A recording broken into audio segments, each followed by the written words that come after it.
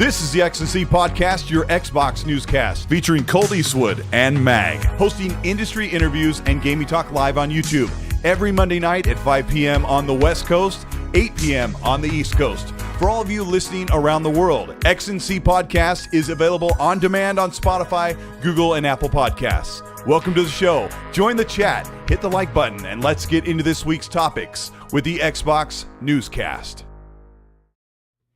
Welcome, everybody. Happy Memorial Day weekend. It's so good to be here. I barely made it to the show. Mag and I just got here. And welcome, everybody. Episode 202. And we're happy. It's been a really nice day today. How have you been, Mag?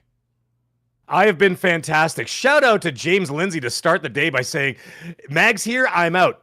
Hey, moron, I've been here for 2.5 years. Anyways, I'm doing fantastic. Listen, I just want to say a little something before we even start the show today. I just want to say for all my American friends, yes, I was born in Canada, but I am still half American myself. I can't say happy Memorial Day because it's not really a happy day. It's a day of reflection for everybody to think about the fallen brothers and sisters who protected the country, who continue to protect the country, and everything that it stands for. And it's a day for remembrance that everybody that should celebrate their lives and the lives of people who are still with us today that still fight for your freedoms, for our freedoms of the first world, if you want to call it first world countries, Western countries, whatever you want to call it. Either way, their sacrifices are never forgotten, and they never will be forgotten. And even up here in Canada, your brothers and sisters up here too, we respect, salute you, and love you. And for that, I'm going to pour myself. I'm pouring myself a Buffalo Trace Kentucky whiskey. Nice. Salute to all you brothers and sisters. God bless. Nice. God bless America. Mag, very well said. We appreciate you. You are an honorary American, especially with that shirt. And every time I see that shirt, my eyes pop out of my skull. Yeah, thank you, everybody. I hope that you were able to spend time with friends or family, or hang out with people across the internet and enjoy the day and honor those. And because Mag said that, I also wanted to make a quick message before we get into all the gaming stuff. Before Mag and I go, buck wild like we always do. I thought it'd be a good opportunity for me to send a special message to those of you out there who are having tough times. For the most part, life's pretty good for most of us, but I want to send a message to those of you out there that hopefully you can find a way to kind of tune your attitude and find gratitude and happiness in the little things, because I've talked to some people recently who are going through tough times, and a little bit of attitude can help, but things are very difficult out there. And Meg and I are hoping to bring some happiness, excitement, celebrate everything we love, make fun of each other and how we look and all that stuff. But yeah, I really hope that if you're out there listening and you're going through tough times, it feels like, do people care about me, or do they care about what I do? They absolutely do. And all of you that I talk to, I care about you. Thank you guys so much. We're going to get into a great show. I hope you guys are having as much fun as we are, because Meg and I didn't have a chance to talk before the show about gaming, but you've been going crazy on Xbox, and I've been doing some strange revisiting and just laying back and going back into games I've already played this week, and strangely just loving every second of it. Briefly, before I get to what Mag's been doing, but I loaded up Cyberpunk and Starfield, and I just lived in the world for probably 10, 12 hours this weekend. Just going around in Starfield, planet to planet, just going to my outposts and building and finding and gathering and just listening to the whole thing, and then I was playing Cyberpunk, Mag. I've already beat the game twice. I was playing a new play of Cyberpunk, and your car is indisposed early on when you first start the campaign. And so I just walked to every mission. I didn't even sprint. I was just walking. And just walking and looking at all the pedestrians. And gaming is so good right now, even if I'm playing the old stuff. It's been really, really good. What have you been doing? I have been a busy cat, brother. I released 2 videos since our last show. I talked about our good friend there, the Suge Knight of the gaming industry. That would be Randy Pitchford, the wild man himself. I did a video about that in his comments, and his gangster comments about prices of games. And I released a video today talking about Sony doing price cuts for the State of Play. Days of Play. I always get it mixed up. State of Play and Days of Play. Their Days of Play festival that they do or whatever. So they're reducing the prices of their hardware and subscription services. So I did a video of that. The weekend, though, during the week last week, I got one trophy left to get the platinum on Resident Evil 2 Remake. On my 9th playthrough. I'm almost done. And then all weekend, I've been playing Xbox. I have been playing, I just destroyed Doom like a tank through a rice paper house. So Doom, I put, oh man, how many hours did I put in there this weekend? Probably about 11 hours or so. And then the rest of the time, believe it or not, got back into Call of Duty hardcore. And I mean, they were having like all kinds of like double XP weekend stuff, Memorial Day celebrations, whatever else. And so I got right back into Call of Duty on Xbox. And it was funny. I had people hit me up. Actually, he's in the chat right now. Hold on. I said I was going to shut him out here. NK Lightning. I'm going to call him Lightning, even though it's Lightn. It's Grease Lightning. He was hitting me up. We were actually squatted up for a little bit, and then I ended up getting booted, so we ended up never coming together. But I'm like, dude, hit me up, man. I'll be on probably all week. The Call of Duty bug kind of bit me again. You know how it goes. It's very addictive, right? Yeah. So, anyways, I've been doing that. I'm at level 53 or 54, something like that, and having a blast in the community. I had some people reach out just to say hi and stuff, and that's all it takes, man. And like that's something that I've been talking about. There is something I do want to talk about very briefly, and I did notice it when I was wrapping up Doom. The achievements. You remember before, and I've said it before, I'm actually going to do a video about it sometime this week in a good way, is that I've been really pushing, as you've known, for this year. I'm like, listen, Xbox community, not like the good people, all right? The good ones out there. I've been saying if you love your ecosystem and you want it to continue, which it will, but if you want them to pay more attention, I've been pushing for more engagement. So I'm like, listen, engage. Don't fight on Twitter with idiots or you know what I mean, or whatever. Don't get into all that nonsense, okay? Don't be calling each other Xbots and ponies and all this nonsense. Just go out there and engage with the games. And the reason why I'm saying that is because when I'm playing those games, when I go on to Game Pass and I played Indiana Jones, when I got to Egypt, which is the third world, okay, it was a rare achievement, which is only 2 hours into the game. That means no one was playing it. This was like 2-3 weeks into the game's release. I said the same thing about South of Midnight. I finished that game twice. I finished the campaign twice to do my review.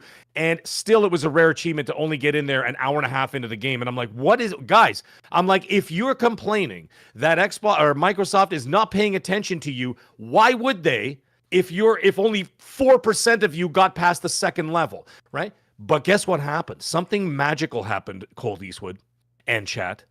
I went into Doom and after level 12 and 13, it was no longer a rare achievement. That means gamers have been gaming and they're engaging. Yeah. And you know the thing is, and it's a magical experience. I'm like, this is what I'm talking about. I love the fact that like when you get to I think it's level 11, there's a big boss or whatever. I can't remember his name. He had big horns or whatever. Anyways, they all do. But anyways, it wasn't a rare achievement. And I'm like, people are playing this. Yeah. So my question is, Indiana Jones was great quality. South of Midnight was great quality. Oh, sorry, I forgot about Avowed too, which I haven't touched yet. I'll get to it. Jeez, I'll get to it. But South of Midnight was great quality. And of course, Doom is great quality game. But more people are playing Doom than any of these other games. I implore you, if you really want this community to thrive and you want it to continue to go forward, then engage more. Engage. Wolf.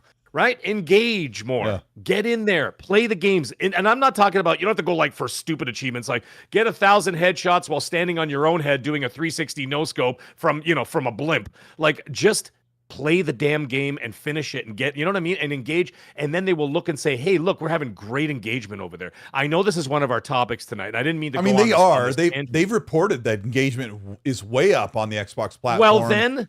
On Xbox PC. But yeah, those achievements are rough. Yeah. But the achievements, though, like the achievements for Doom are fantastic, which means that people are engaging.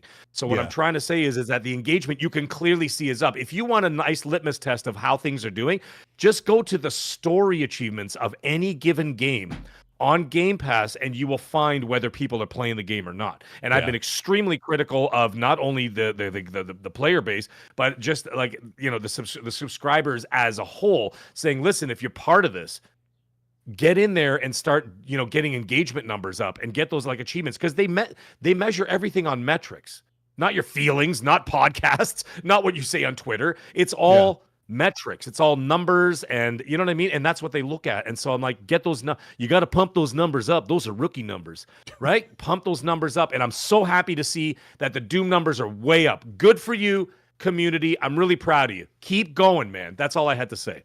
Yeah, I appreciate you.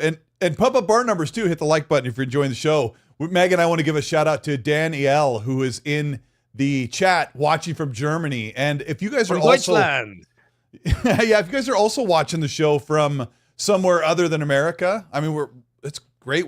We get a lot of people from a lot of different places. We love it when you guys write in the chat where you're watching the show from, because it makes us feel like, it makes us feel good. I love it. But yeah, thank you so much. And salute to the regulars in Canada. We get some amazing people all the way from Australia watching, you know, on a Tuesday morning for them. But some of the stuff that Mag touched on, that you were talking about, Meg, it really part of some of the discussion we're going to have today in the show. I didn't even change the thing at the bottom. I was literally today, you know, was a holiday for me, so I spent the day with my daughter detailing the car that she's going to start driving, and we were having a great time, and we were just working out there in the heat.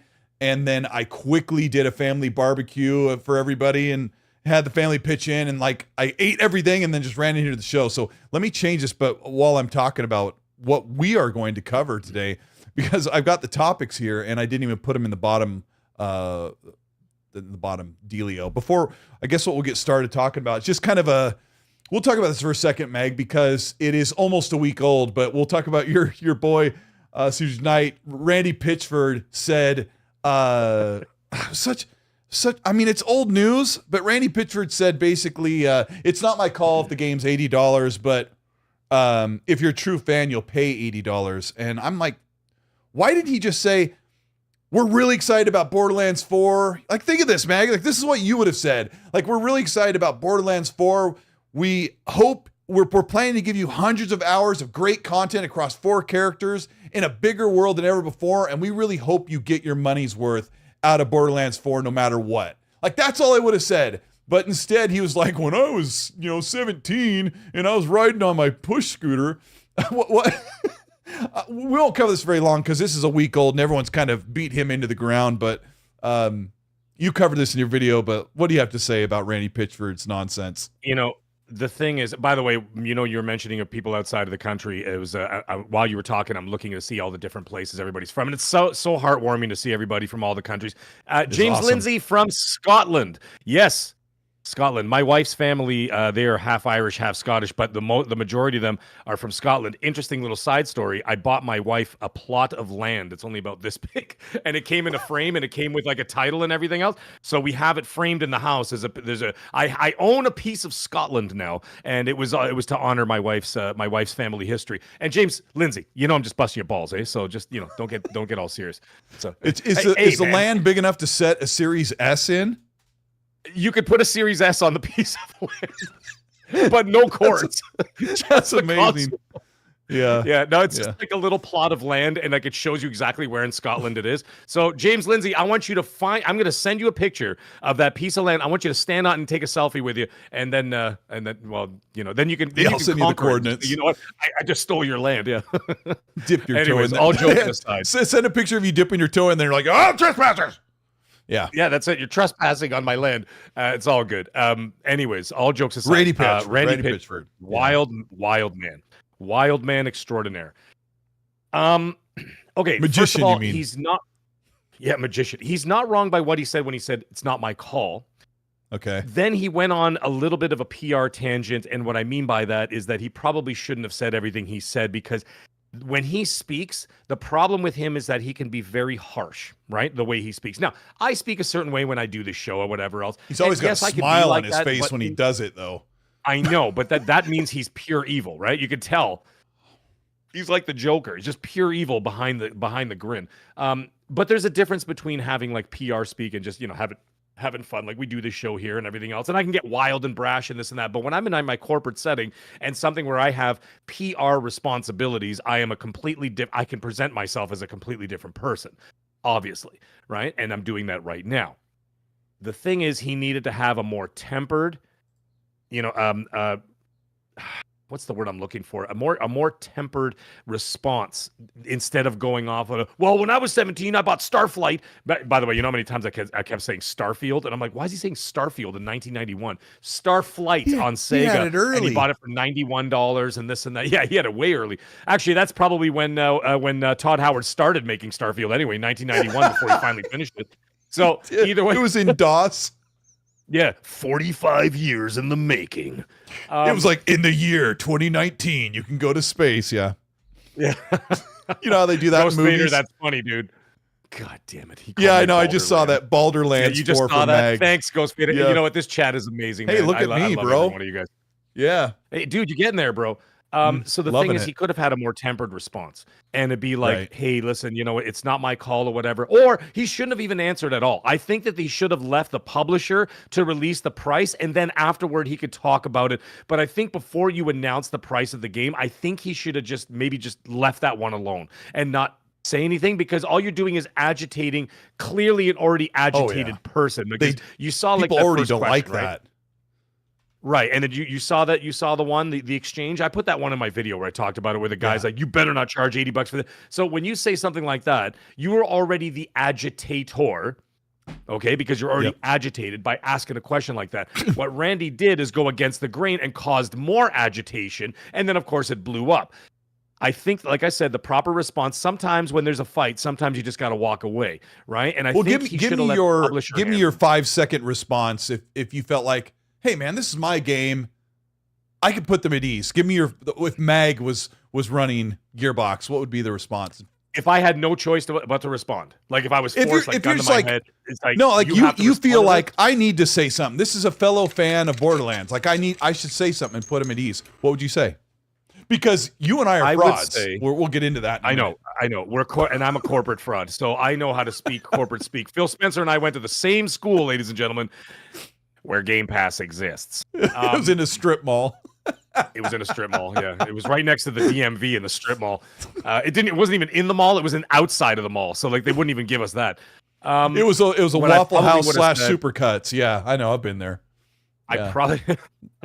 I probably would have said to him, I said, listen, the pricing of the game is not my call, but I can assure you this. When the game comes out, you are going to absolutely be blown away by an incredible experience.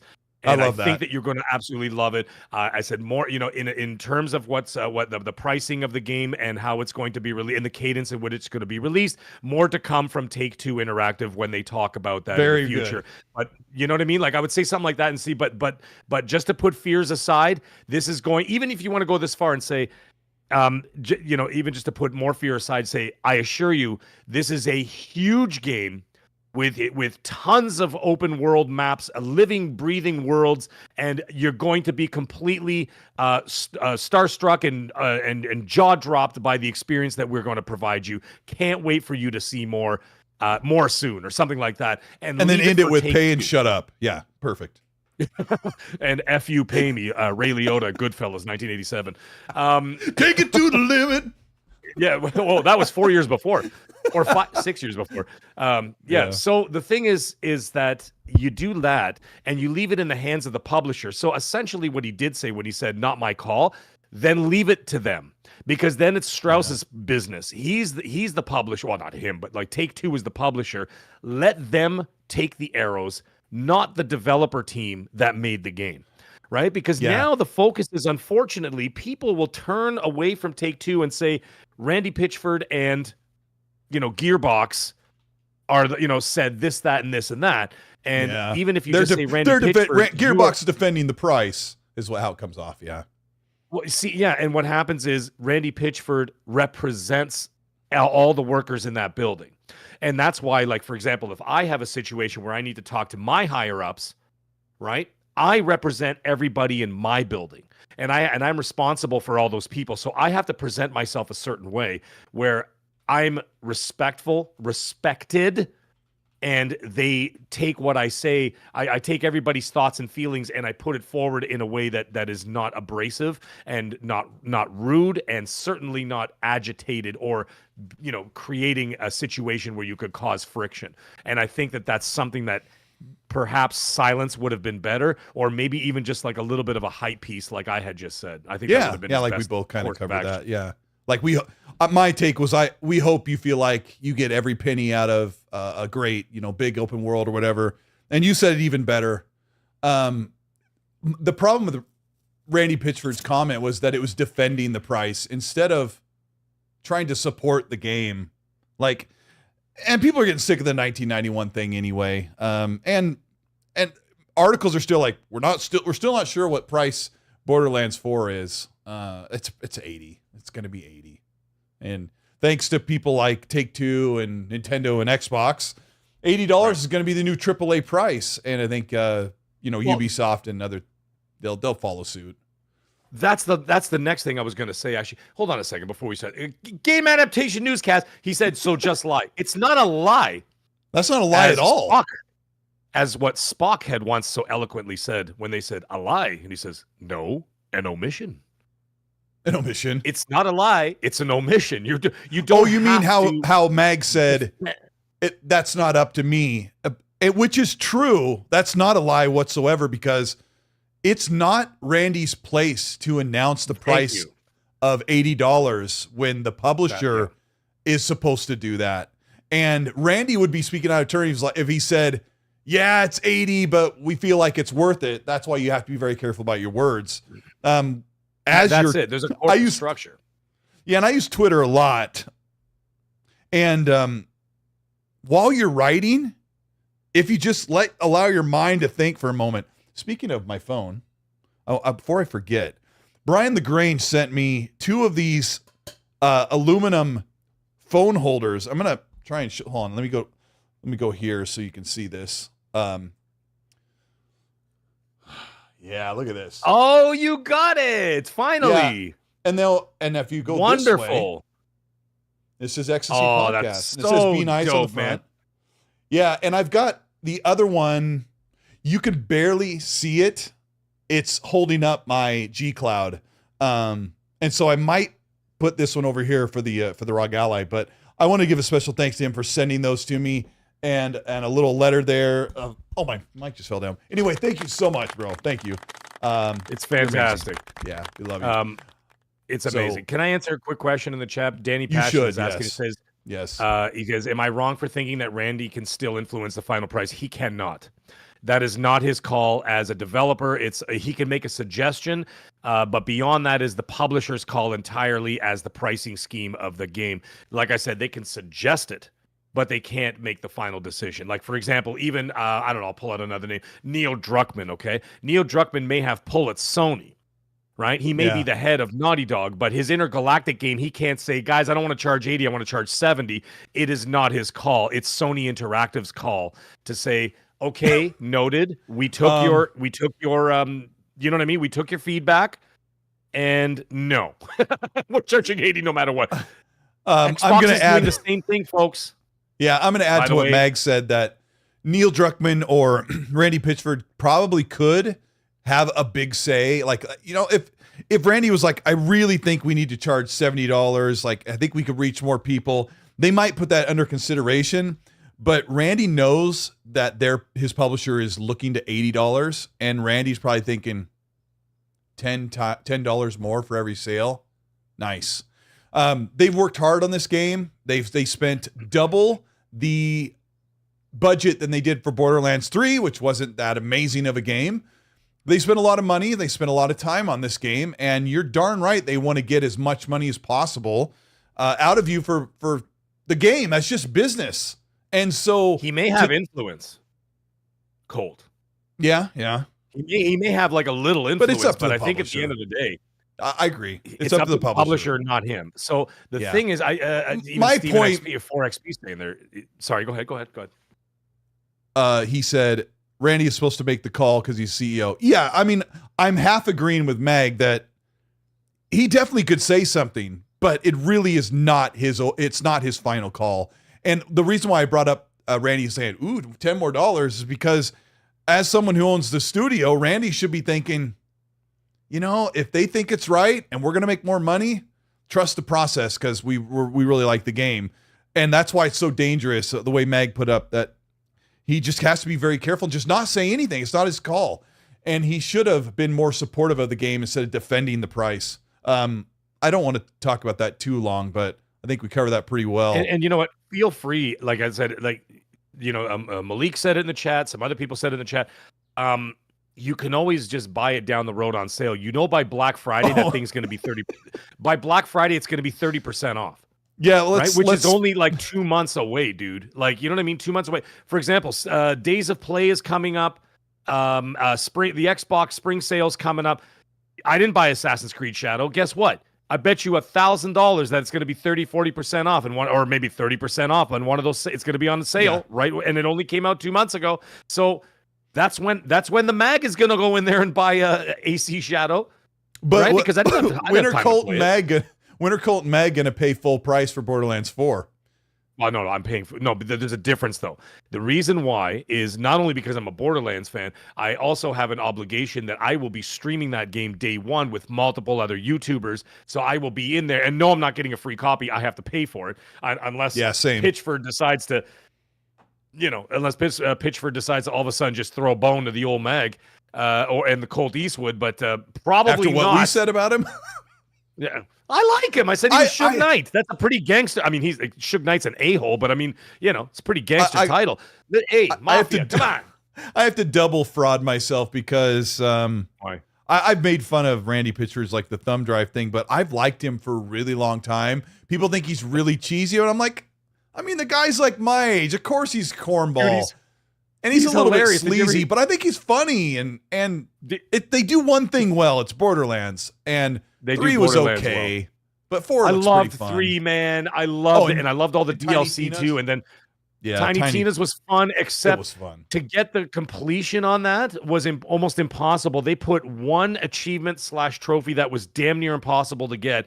And you had to be boosted by like 3 other friends. And even then, they had to be levels that were so far above and beyond it would take upwards of 50 hours for one achievement. And that, Pitchford, I will take your knees out at the next PAX East or West. You show up, your knees are gone, boy, because I don't want to spend 50 hours to get that completion. So I walked away, but I loved the game. The game was fantastic. And it was a great story.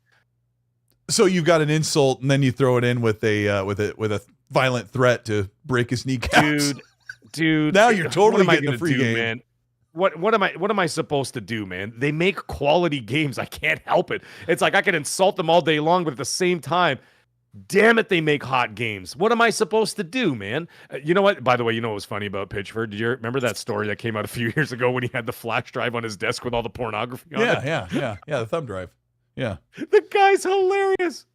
I mean, that's hilarious. Like, the guy's too much, man. The guy is just too much. He's like a cartoon character. It's like he's not even real.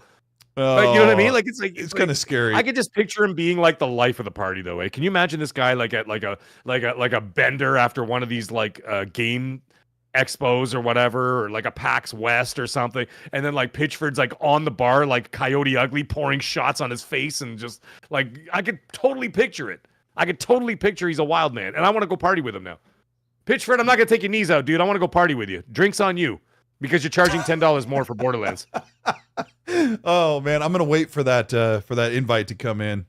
Oh, I love it. Okay, well, Ed Ray, what's up, Xbox?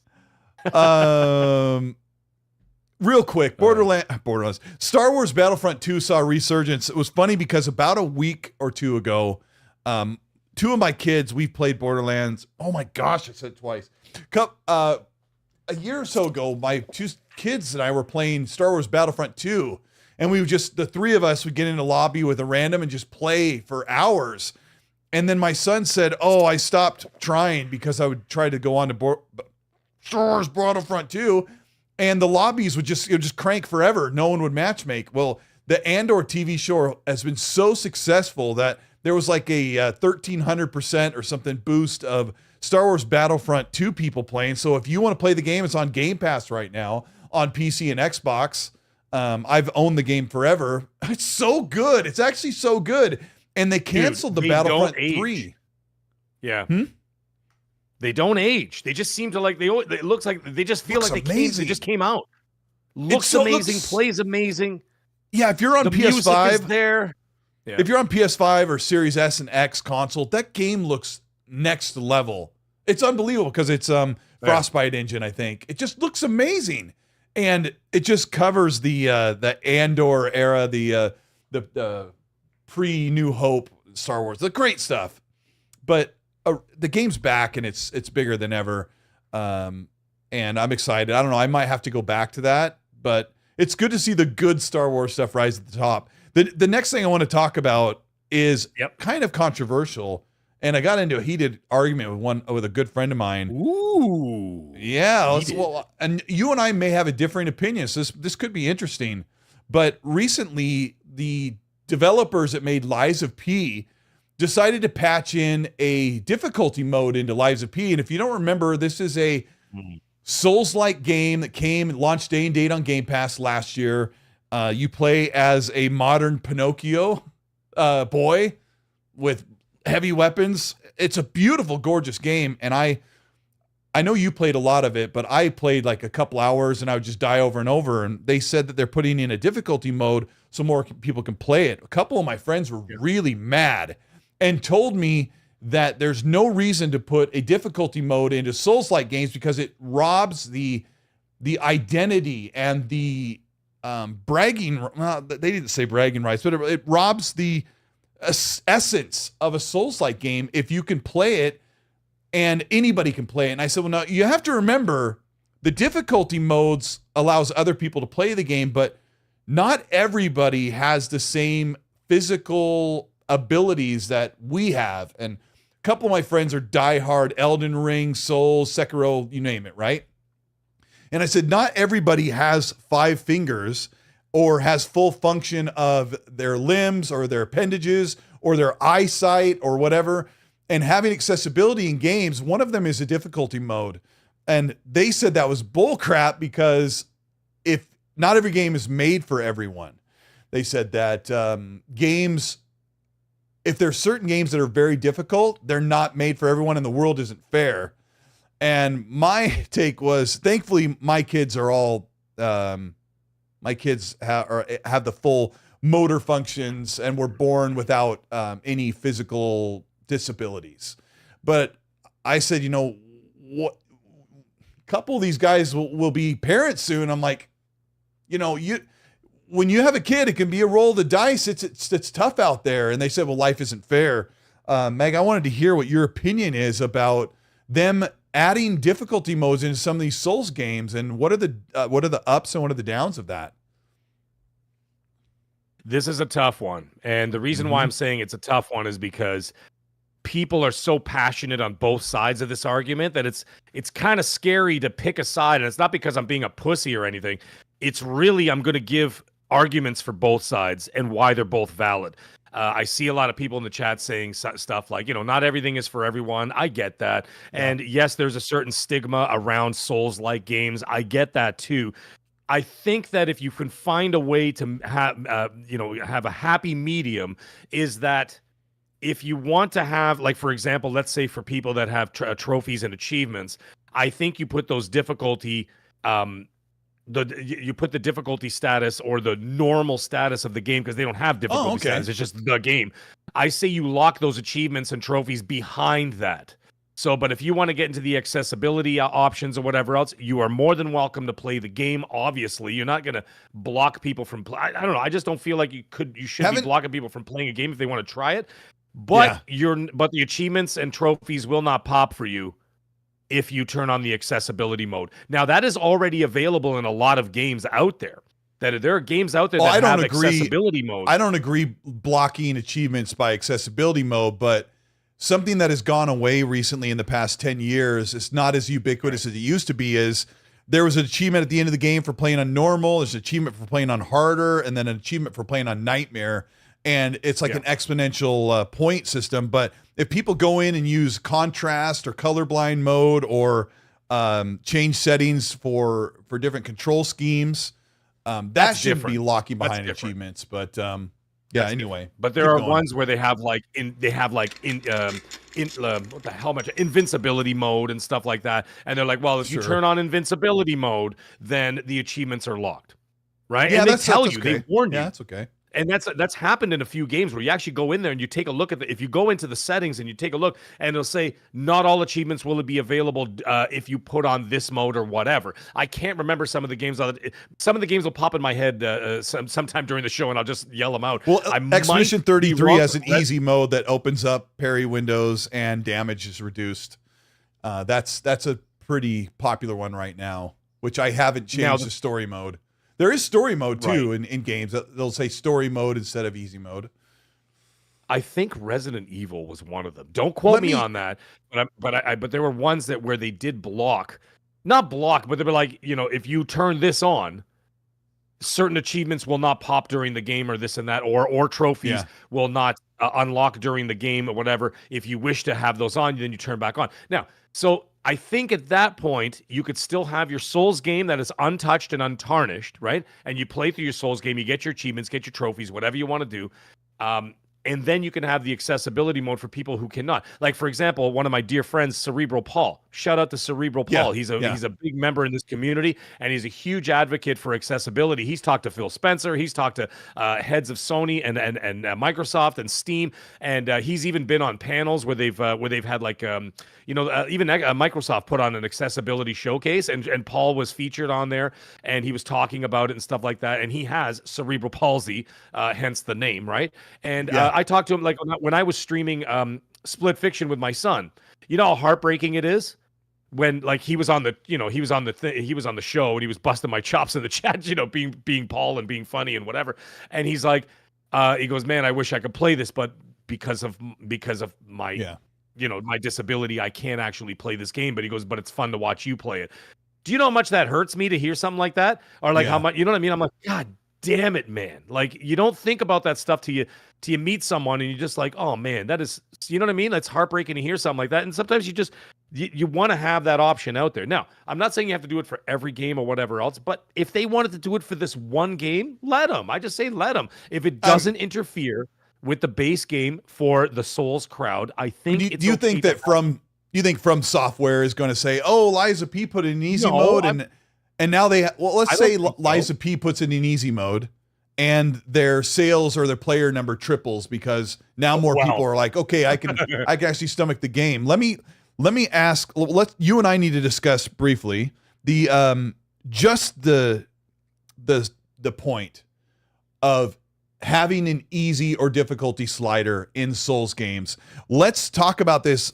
We already covered the accessibility or disabled or handicap situations for gamers. Like there's a gamer Steve in the community who is blind and uses accessibility so you can play games. Let's just talk about gamers that have the full ability, but they're putting easy mode in Souls. From Software, my friends are upset that if Liza P and these other games, like if gamers start saying we want an easy mode, and now all the Souls games are like, fine, we'll do it. We'll put an easy mode in Elden Ring and Sekiro and the next Dark Souls game. What do you have against that? Colt? What do you have against that? Well, now see that's why I didn't want to get into this. I didn't want to open up this can of worms because then the other side is absolutely correct too. Because now you're stealing no pun intended, you're stealing the soul of what those games are all about.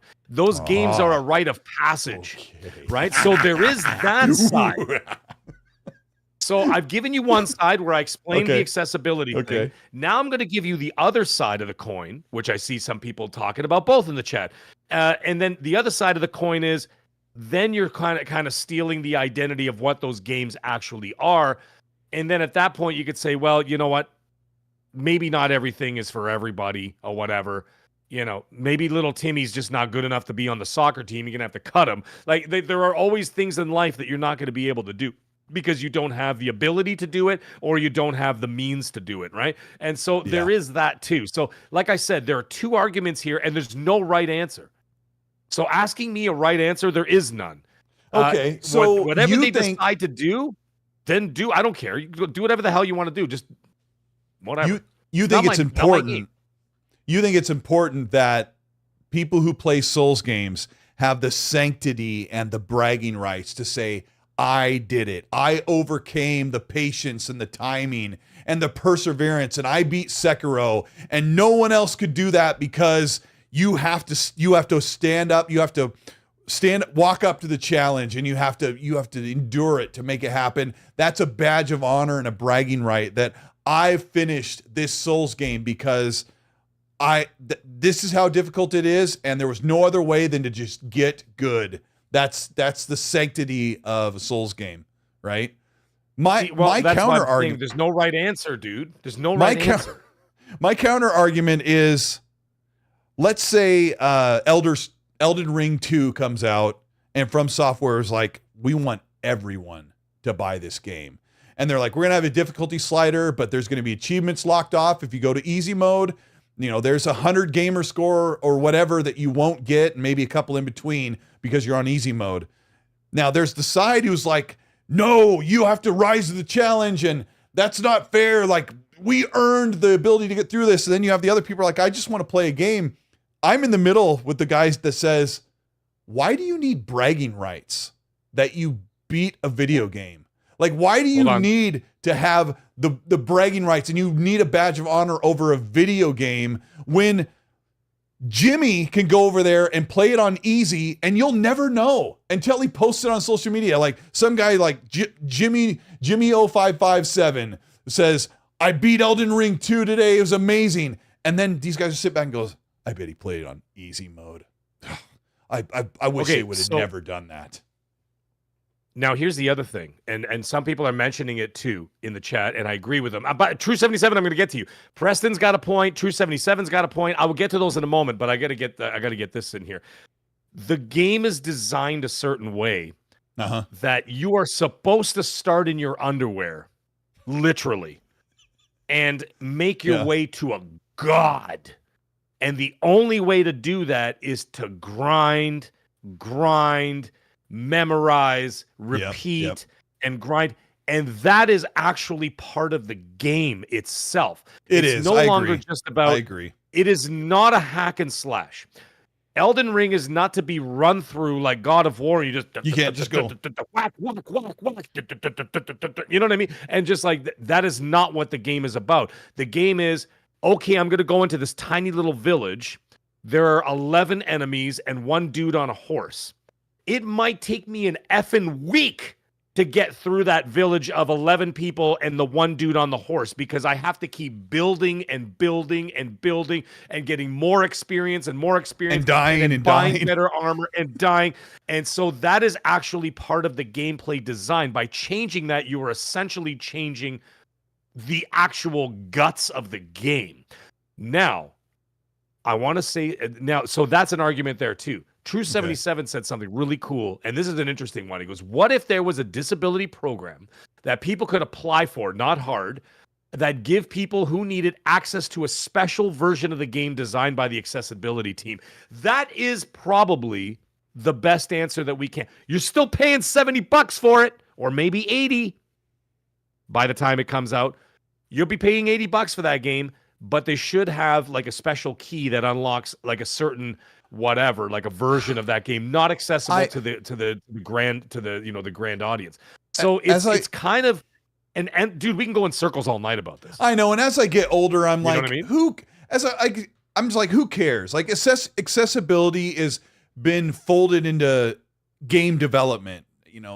Almost every game has some form of accessibility. Some are really good, like PlayStation, Xbox first-party studio games are loaded full of a ton of accessibility for visual, auditory, control changes, and different things like that. It's a whole thing, and there's even awards for accessibility in games. So what True is saying is a really good idea, but it's already there. And I'm almost 50 years old, and at this point I'm like, are you serious? Like, you really want bragging rights? And I suppose if you're in your 20s or 30s, like, you want to beat your chest and say, I beat Elden Ring without any guides. I got all the achievements and all that stuff. And I have friends who brag like that. And I kind of think, well, okay, cool. I'm sure it took forever. I didn't make it that far. Put like 50 hours into Elden Ring, and I'm like, I'm just done. I just can't. I'm not good enough, and I'm not patient enough. But the older I get, Mag, I'm just like, the older I get, I'm just let people play games. Let them enjoy them. Let people play the games however they want. And then if there's a difficulty slider in the next From Software game, then if you're my buddy Jimmy and you're like, I beat the game on normal difficulty without any guides and without any accessibility, then you can beat your chest over that for the 19 people that care. But if you want to play the game quietly, I mean, there's people who play games on story and easy mode all the time. I played the Doom Eternal Gods DLC on easy mode because I was getting whooped so bad that I couldn't even get through the DLC. And maybe it's embarrassing when I say that. Oh yeah, I had to play that game on easy mode.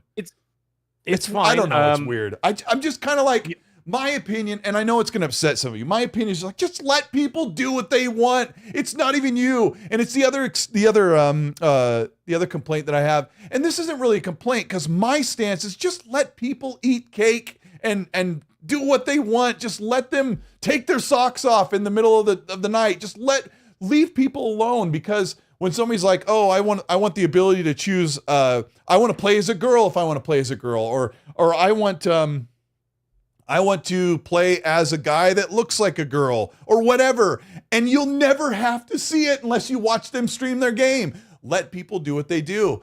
Maybe I'm just getting, I've played games for so long. Just leave people alone. I don't know. Can I ask a question? Yeah, I'm sorry. Why did this happen? We have to get to the root of this. Why did Liza P do this? Yeah, because Elden Ring. Wait, hold on. Magnum says it has nothing to do with. Hold on. Magnum says, Cole, shut up. It's not about bragging rights. It has something to do with. I know it's 50% bragging rights and the other 50%, and I am not wrong. It's half bragging rights. It's half the point of the game is to persevere and overcome its difficulty curve, and that's the way the game is designed. And if you took that away, because it is, Magnum, I'm right, because if you wanted to play the game the way it was meant to be played, you'd play it on normal, and the game wouldn't lose its sanctity. But the other part that you're mad about is that you can no longer say, I made it through Elden Ring, because now other people can make it on easy mode. So it definitely has to do with bragging rights as a big chunk of it. So, sorry, Mag, go ahead. What? The thing is, I was thinking about something. You got Elden Ring that sold like what, 30 million, 25, 30 million copies, whatever the hell it's huge without accessibility. It was a huge game, right? So now my question is, how did Liza P sell? And what was the motivation behind this? Because I'm starting to think that maybe the motivation behind this is that their sales weren't high enough. And so they're trying to branch out to a bigger audience. So this may just be a one-off. Because I could tell you, like, for example, when I played Elden Ring was my first Souls game ever. I don't think Liza P is going to change the Souls-like community, or I don't believe that for a second. Yeah, sorry. No, I was going to say, I watch XNC on hard mode. I just saw that; it would make me laugh. Yeah. That was my first Souls game ever. Now, from that point of view, I'm like, okay, let me start in my underwear, literally, and then just build my way up or whatever. 130 hours later, I was like, holy crap, I understand the journey that I was meant to go on with this game. And then that actually spurred me on from there to buy Demon Souls on PS5 when it came out, the Demon Souls remake. And I'm like, this is magnificent. And I just kept playing, and I got into the Souls games, and now I'm into the Souls games. That's not my main game, but I'm just saying those are whatever. So you don't want them to lose their identity, because that is actually the core of the game. At the same time, I don't think cutting off people from a publisher's decision to actually put an easy mode in a specific game also should be allowed. It's their game, it's their property. Let them do what they want with it. And if they want more people to play it, go ahead and play it. But I don't think my gut feeling tells me that FromSoft will never change their games. That is the way that they make their games. That's the identity. We've been asked about it before. You remember they were asked about it before, and they said no. Okay, so if they said no, They said, this is our vision. This is how we produce our games. That's all there is to it. And that's it. So I think this may just be a one-off with this one company, with this one game. And I don't think like anybody getting a little bit off the deep end going, oh my God, they're going to do this Elden Ring too.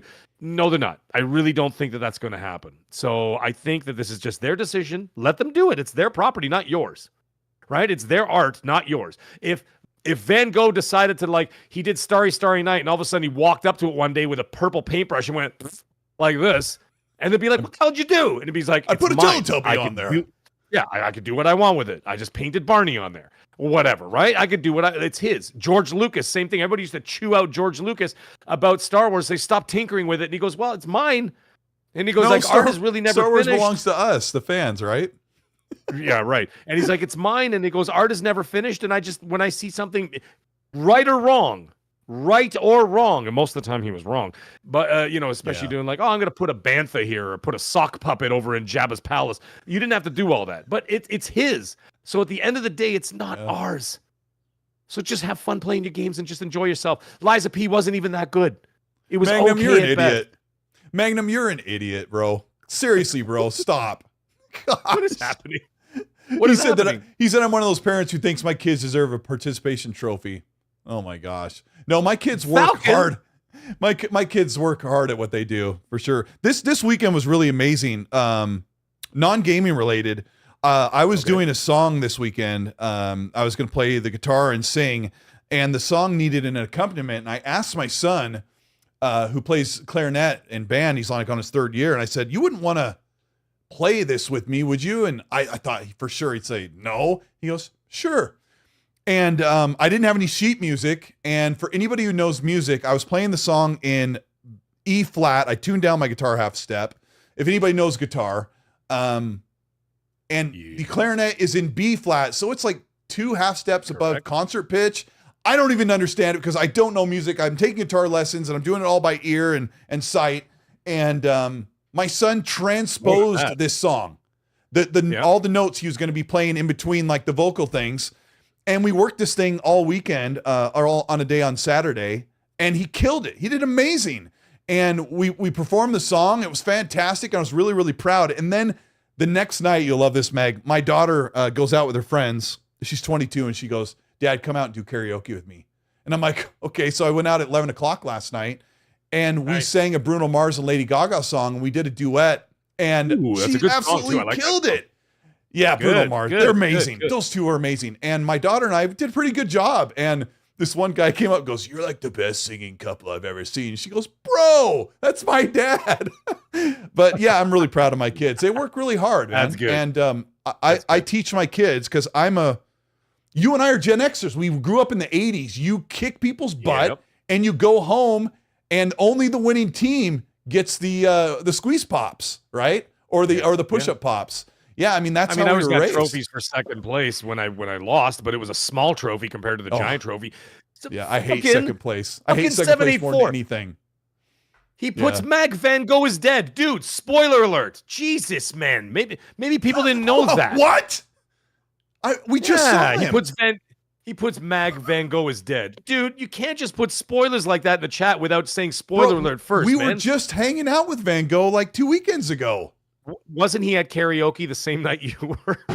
I think he was doing Huey Lewis in the News, wasn't he? He sucked because he couldn't hear out of the one ear. Is he the one that? Yeah, I know. Yeah, he was off by a bit. By the way, B flat and E are 5 semitones away from each other, 4 full tones away. See, look at I could have used you this weekend, bro. I could have. Dude, I used to play. Yeah. You guys need to hear Mag sing. Mag was working on a project that I wasn't allowed to talk about a couple years ago. And he made a theme song for it. And he sent it to me. I'm like, dude, we have to do karaoke. We have to get out and hang out, bro. Okay, let me tell you something. I've been thinking about this. Next year, obviously not this year because I got too much going on. And obviously the showcase is a couple of weeks away. And they canceled the live event. Well, at least it's, not in person. Starting next year, man, I say we start doing these PAX Easts and these PAX Wests and this whatever else, whatever, some of these events that are going on. I say we do it and we have like community get-togethers and fan get-togethers and stuff like that. Let's do that. Yes. Like, why not? Yes. I think we should do that. I mean, like these other big YouTubers and even like ACG and Nerdrotic and all those guys. They have these like the fan and community get-togethers, and they go to a bar and they have a big party and take pictures and have fun and talk about their passions and this and that. I think we should do something like that, man. I think it'd be dope. I mean, Iron Lords go all over the place. The hell, man? What are we? Yeah, I got to hang out with them at PAX West last year. They're awesome. But then, they always go to the these bonus events. is like we go out and do karaoke one of the nights, so we have to do it. Oh, dude, 100% we're doing karaoke. Now, I'm pissed off because last year when they can't, was it last year or the year before? It was the year before when they canceled E3 entirely. Remember that? Yeah, and it was like 3 years ago. Yeah, I had my ticket booked. I had my hotel in Beverly Hills already booked. I was so excited. I was ready to go because I've landed in LA, but I never actually stayed in LA. So I'm like, ooh, now I'm in Beverly Hills. I was ready to go. With my wife, we were going to spend the whole week there. We had plans, and then the whole thing came crashing down. We went to the Dominican instead, and I'm like, nah, man. And I would have met everybody. Because everybody was going, and then everybody canceled. Because they're like, I'm not going if there's no E3. That was a bummer. But I think we should do something like that, man. We should, and I think next week on X and C, we're going to cover all of the showcase stuff. There's a whole. I didn't want any of it to come up today because next week's show is on the 2nd, which is 6 days or 5 days before the showcase. So we're going to cover everything that could be and would be, and any leaks that pop up. You know what's wild? What? For all the stuff that we hear and all the stuff that we know and all the people that we talk to, there's been really not much leaked from this damn showcase, eh? Oh, isn't that wild? I've never seen. Well, we joked about it last week. Shout out to Paris back in the chat. He says, "Hang out with me, Mag." We're gonna hang out with you, of course. Paris is everywhere. Everywhere I watch, I look at something. Phil Spencer's out for dinner. There's Paris sitting right beside him eating shrimp cocktail. All of a sudden, you see Aaron Greenberg at some hotel. Right next to him, there's Paris. He's right there eating shrimp cocktail yet again for some reason. Everywhere I see these executives, I see Paris sitting right next to him. Of course, we're gonna hang out, Paris. What the hell are you talking about? You got a flip book of pictures of Paris. He's like shrimp cocktail, shrimp cocktail, shrimp cocktail. Actually, I have like when someone's trying to solve like a serial killer case, I have all the pictures of Paris with all the famous people on my wall with a bunch of like rubber bands and arrows. Yeah, it's all put together. It's like there's shrimp. I'm trying to figure out every single image, Potter. Today, Gaz said that he's going to be in San Diego this summer, and Paris goes, "Oh, that's my home turf. You better get ready to check into the hospital." And I said, "There's 2 weapons that are needed for this fight." A grabber, one of those grabber tools, and a step ladder for Gaz, so that he can actually reach Paris. But it'll be good. I'll get some popcorn and watch. I'm gonna get him arrested on the way over. That's not a problem. Do you know the Broke Boy Insider left a super chat at the end of the show last week? Which what? I didn't see it. It came in moments before we disconnected, so I want to make sure I read it. He said, "Go for it." Doom Eternal launched on Steam in March 2020 at around 100,000 peak player count. 2 months later, it was down to 7,000. It didn't launch on Game Pass until October 2020. Dude, it was on Game Pass by the end of the year? I don't remember that. But we're going to talk about Doom, the Dark Ages, and its massive not floppage. Bit Fernaldi, thank you so much for the $2 super says, wait, did I miss something? Is the logo different? Yeah. So I'm kind of trolling everybody with a different logo, and no, the P doesn't stand for PlayStation. I was kicking around the idea to call this the Experience Newscast, like Experience, like XP in gaming. As an XP, yes. Yeah, as an XP. And I left it on the overlay and nobody said anything for like 3 weeks. I know a lot of people saw it, but it'll probably go back to normal. But Meg and I have been talking about everything. We don't really do a Xbox and PlayStation podcast. We just cover the news that kind of affects us the most. But yeah, that's kind of a troll I've been doing for a couple weeks. I appreciate you, Biff. Tim Berry goes, the better off dead kid yelling about his $2. I want my $2. I want my $2. Yeah, that movie was the best. $2. Go down that way. Cash. You know, every time I go skiing, cash. Every time I go skiing, I send at least once a month, I will send my brother, because that was our favorite one of our favorite comedies growing up in the 80s. Every time I'm standing at the top of the mountain when I go skiing, I take a video of myself and I go, go down that way really fast. And if something gets in your way, turn. And I film myself saying that, and I send it to my brother at least once a month whenever I go skiing. And it's just that movie, man. Now you're gonna make me watch the movie. Jesus. Lane, you ski the K-12, girls will go sterile just looking at you. If that blue number is still in the chat. Looking good, Meyer. Yeah.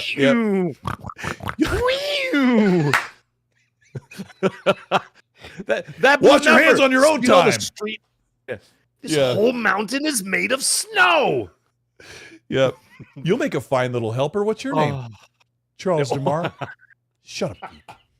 Yeah, that blue number's in the chat. We quote that movie all the time. I know we're super old. I apologize. It's such a bad, good movie.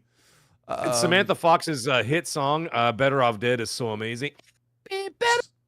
Samantha Fox, or is it Elizabeth Daily? Whatever. Okay, Some chick with blonde hair.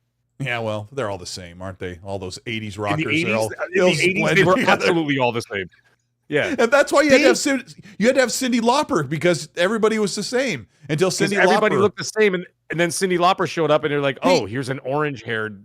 What was Cyndi Lauper's accent? Like, was it like a New Jersey or Brooklyn thing with like a baby voice or something? It was kind of weird because everybody thought she was English, as in British, right? But she wasn't. She sounded like a Jersey girl or something.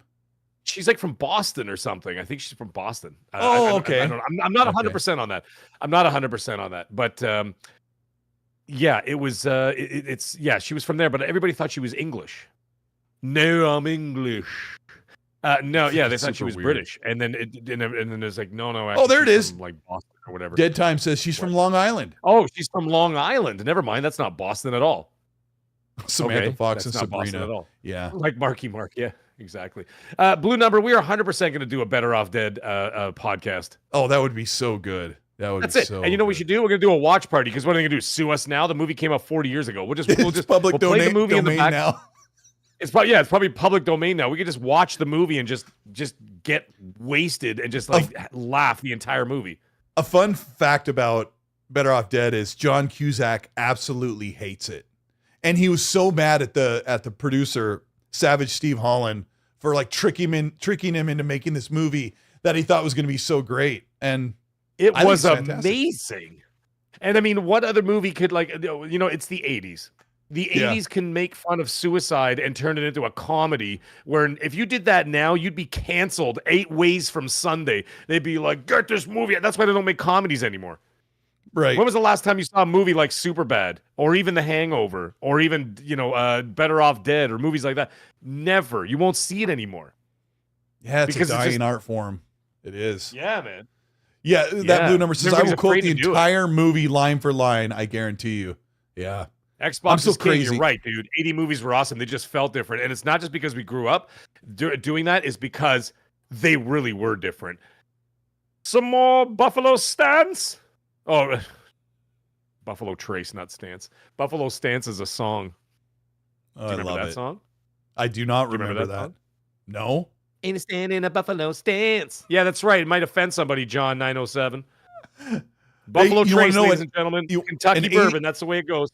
An 80s great. I don't know if you'll recall, but it's one of my favorite. I'm not a big fan of female rock singers because I can't sing along because they have a different, range. But I learned how to play. Just go. I learned how to play really hard. The Warrior by Scandal with Patti Smythe. You know the song? Oh, that's a great song. I love that song. Still at Will. Nailed it, dude. Nana Cherry, Buffalo Stance. Oh, okay. Eagle Eye Cherry sister. It was like Save tonight. Like the break of that was dawn. 1989. Yeah, I remember 1989. Nana Cherry, Buffalo Stance. This is Buffalo Trace from Kentucky. What was her other song? I was thinking of 99 Luftballons, and I was just like Nina or something. Oh no, that's a whole different thing. It's just Nina. That's Nina, and I only listened to the German version of that song. I don't like the American version of that song. I remember in 1998, the song by Eagle Eye Cherry, "Save Tonight," was such a popular song, and it drove me crazy because I thought it was the most boring rock song to ever be on the radio. Because to me, it sounds like "Save Tonight." Like the break of dawn, Fight the break of dawn. gonna be gone safe tonight. It just does that over and over, and everybody's like, "Oh, it's so great! I love it. I love it." Tim Dog's like, "Just love it so much. Love it, love it, love it, love it." Why did you bring up Tim Dog? What do you do? Because what that's what Tim Dog says. That's what Tim Dog says. Love it, love it, love it. Yeah, I love it. So, so gaming news. Yeah, back to gaming news. Apparently, Bioshock has Fable. Yep. Bioshock has a new announcement to make, and everyone's wondering where Judas is from Ken Levine, which was actually supposed to have a release date of 2025. Now we're midway through 2025, and no word, and maybe we'll get an update at like the Keeleys later on, or maybe this summer. But 2K has been teasing some sort of Bioshock announcement, and one of my good friends who likes to dig into the inside news said, what if it's a 4K 60 remaster of the Bioshock trilogy? And I'm like, why? Like, we already have the 1080p one, and it looks great. Like, I don't need them to freaking charge us for a 4K version. Is there a possibility that the elusive Bioshock 4 is actually ready to be revealed sometime this year? Because apparently, I don't know. What do you think, Mag? Have you heard anything about this? No, listen, if they tease and tease and tease and it ends up being another remaster, I say we as a community, and I don't mean Xbox, I don't mean PlayStation, I mean all us gamers band together and we riot and we burn down the LA Coliseum or the Microsoft Theater just to prove a point. Okay, enough. I like, it's okay to have the remasters. It's totally okay. You can release as many remasters as you want, but don't tease it like it's some kind of an announcement. I'm sick and tired of it, man. Like, if you're going to tease something, tease the actual game. I say that we hear Bioshock 4, nothing about the remasters. Say go ahead and release them. Onimusha 2, by the way, just came out. They remastered it for the PlayStation 5 Pro. Looks fantastic. By the way. That's right. And I think it's only like 25 or 30 bucks. They didn't make a big deal about it. It's there. They advertise it. They moved on. But if these guys are going to tease something and it turns out to be another remaster, I'm going to be pissed. I'm tired of it. Like, announce a new game. First of all, we haven't heard from Judas. I'm a huge Bioshock fan. I thought Bioshock was one of my favorite series. I love that on the 360 era. Absolutely love those games. Bioshock Infinite was probably my favorite of the series, next to Part 1. I think Part 1 and Part 3 were tied for first place. Part 2 was a little iffy. I didn't think it was as strong. I didn't think it was as strong a title as the other two. Infinite, I thought, was refreshing because it was up in the air. Right? It was in the sky. It's my favorite. That was really cool. Yeah, and the what is it? The grapple hooks from like area to area. That was so thrilling. I loved it. It's time. Bioshock 4, it's time. And if we're gonna return down to beyond the sea, and we're gonna go underneath and go back down to where it all started, I'm all for it, man. But if you're gonna do a remaster, Rapture, they're teaching like a return to Rapture announcement, which kind of leads like a remaster. I got to read a couple supers, and we'll get back into Bioshock. There's a little bit more to cover because some of them were kind of timely. This one from BT Maverick. I appreciate you so much, BT. Where is it? You disappeared. There you go. Talking about accessibility, he says, we need a Wiimod app for consoles like there is on PC, where you can have more accessibility options and you can tinker with experience, skill points, and God mode. You know, I never really thought about that. Like, if you're playing on PC and you're playing Souls-like games, you can console command your PC game and do whatever you want. If you can't get past this one boss, you can do something about that and get through it. No one has to know. It's kind of like, right. That's the thing. I'm like, you want bragging rights? Like, any guy on PC can clip through a wall to get through something that they just been beating their head against forever. And you never have to know that they did it. And I don't know, that I was just getting kind of cranky about needing bragging rights. Yodani Kuzada said, would guitar players get upset if someone used a motorized strummer to play through the Fire and Flames or use a macro program arpeggios? Fire and Flames is one of the most fast, fierce guitar songs And on Guitar Hero and Rock Band, like if you look at it, it'll give you like several seizures at once. What's the Through the Fire and the Flames is Dragon Force, I think. Yeah, appreciate I don't know, that. man. If you want to play hard guitar, go play some. You want to play some hard chord progressions? Go play some Megadeth. Jesus, Megadeth? that dude. Yeah. Oh man, the chord progressions in Megadeth songs are ridiculous. But that's because what's his name is just an insane guitar player, Dave Mustaine. So yeah, Dave Mustaine. Yeah. Hey man, shout out to Dave Mustaine for never. Yeah. Shout out to him never cutting his hair, by the way. Metal for life, bro. Or his mustache. Dude still got his long red hair to this day. I love it. Yeah. But anyways, carry on. The music podcast continues, bro. Ace Out Gaming, thank you for the 5, says, does anyone remember the game Star Wars Eclipse? It was announced in 2021. Do we think it'll be released soon? I don't remember. Probably not. Nothing. I think as much as everybody else knows. No, I would. Let me look. All right. Well, yeah, I'm gonna look too while we're talking. Why do I feel like that's? Why do I feel like that's a Ubisoft thing, but it's not? Quantic Dreams. All right. Quantic Dream. They're not the ones that make Detroit Become Human, are they? I think they are. Yeah, they are. They are. Yeah. Yeah. Let's see. There's if I Google canceled real quick, there was a. It's not been canceled. There's just no update. I got some Bioshock news, but we'll talk about it after you do the super chat. Okay, yeah, good, perfect. Because I didn't want to like just ditch the Bioshock thing. No, I just reached out to somebody. So. Oh, okay, cool. Yep. Okay, cool. Boner Jams, thank you so much for the 10. So saw Mag returning those male performance pills at Mobile on Saturday. Always great to be blessed by the Count of Monte Cristo. Happy Memorial Day, Colt Mag. Happy Memorial Day to you, Boner Jams. We appreciate you. Check those guys out on Under the Bus or UTB on YouTube on Wednesday nights. Christian 5916, thank you for the 2, says I got AC Shadows for $40 what the hell, on Aniba. Bro? Day one on Aniba.com. What? Really, dude? Jeez, man. That's a good deal. That's okay. I'll wait till the spring sale and there's maybe DLC I'll buy. coming. I don't know. Maybe I'll buy. I heard it's stunning on the PS5 Pro. Even Boom was telling me that. He goes, I heard that the Pro's version is ridiculous, and plus my wife will get to play it. I heard, by the way, there's a rumor, because my wife loves Assassin's Creed games and we game share on PlayStation. She doesn't have an Xbox anymore. Yeah. So I might buy it over there. I heard that there's a possibility that they're going to be releasing a co-op mode for AC Shadows as an update coming up later this year. Oh, I haven't heard that. That would be crazy. It's something that they're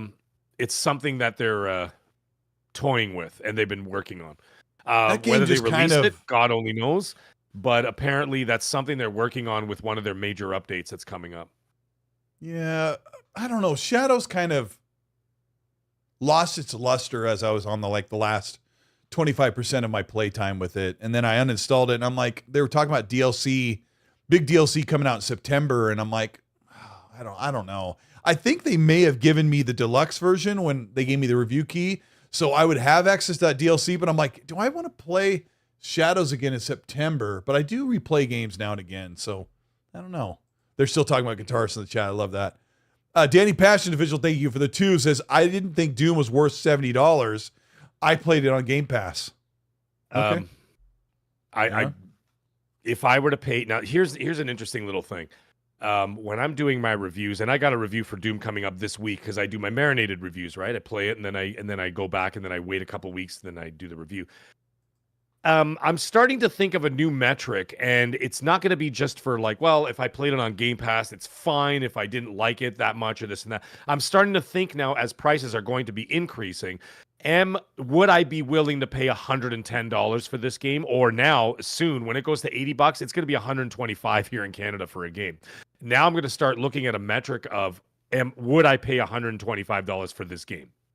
Right? I'm starting to look at that now. See, yeah, I know it's crazy. By the way, anybody else who's interested is that right now, Grand Theft Auto 6 comes out exactly 365 days from now. It's exactly 1 year today. We will all be playing Grand Theft Auto 6, presumably. Now, in order to play that in my house, it's going to cost me $250 because I'm going to have to buy one for my son and he's going to game share with my daughter, and I have to buy one for myself and my wife, and we're going to game share as well. That's going to cost us $250 for one game. That is a level of insanity that I think I'm going to have to start incorporating into my reviews. And because it's a real thing, man. Yeah. It's not piddly pennies anymore, folks. That's a lot of money. And if it's not $250 to buy it for two groups of people, if I'm buying it just for one, it's still $125. As for Doom, I don't think I would have paid $110 for it. That's just me. I agree with it. Yeah. I played it on Game Pass. How much of it enjoyed it immensely. I'm almost done. Okay. I'm almost done. I've done dragon stuff. I've done mech stuff. By the way, the mech thing, ridiculous. You got to save the city. And then meanwhile, he goes over a bridge and kills all his own soldiers. Yeah. They're You can step on all of your own stuff. And I'm like, what are you doing, bro? Do you think that... Sorry. I want to talk about this later in the show. Maybe I'll just ask you and don't answer yet. We'll kind of tease this. Does Game Pass make $70 games seem kind of comical? We'll cover that in a minute. We'll cover that later. It's just interesting. Yeah, think about that. Hold on. We're going to talk about Bioshock as well. I just got an update on that. And then we're going to talk about... I just reached out to someone. They messaged me back. And then we're going to talk about... And we'll talk about Bioshock. We're going to talk about the price of the games as well. We'll get into all that. Yeah. Danny Passion says, thank you for the super. He says, a game that I need to hit more than twice to die. A game that I need to get hit more than twice to die. It's a me problem, not the game problem. Learn the game systems and you will be like a god. Too easy. Yeah, I know. Yeah, and I appreciate the overcoming the challenge. It feels really great. Sometimes it can be really unfun, but it just depends on who you are. Silva King, thank you so much for the super. Says, play Guy on a Buffalo goated song. Play Guy on a Buffalo. That was a great song. Who is that? Guy on a Buffalo. I don't know. It was just like a 70s stock footage of a guy on a buffalo, and then some guy just dubbed over it and just put music to it. It's not a real song, is it? Like, was it made? Oh, it's a TV show theme. Yeah, Guy on a Buffalo. I love that. Yeah, they even showed that on Yellowstone, believe it or not. And I'm like, no way, Yellowstone's showing Guy on a Buffalo. Yeah, it's a thing. This next chat in here. Okay. Really is super important from what you and I said at the very beginning of the show. Art Vandalay chatted, says, Colt Mag, pray for my wife, just diagnosed with stage 4, starts chemo this week here in Seattle. And I live in Washington as well.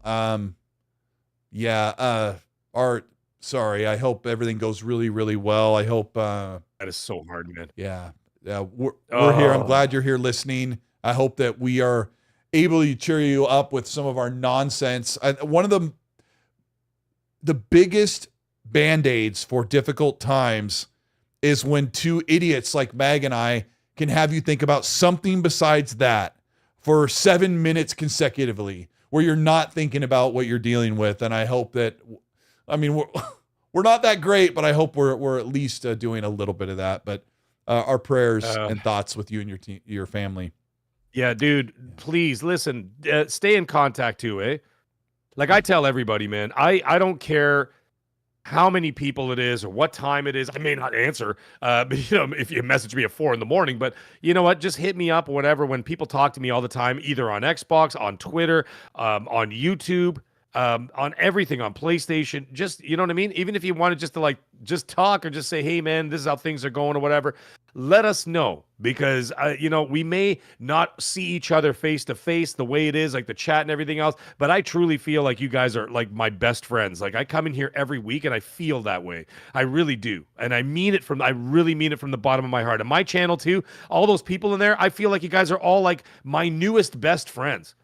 You know what I mean? And it's like, man, there's this guy, there's that guy. Oh, hilarious. He just said this and that, whatever. And I really feel like you guys are like family to us. So like when something good happens, tell us about it. When something bad happens, tell us about it.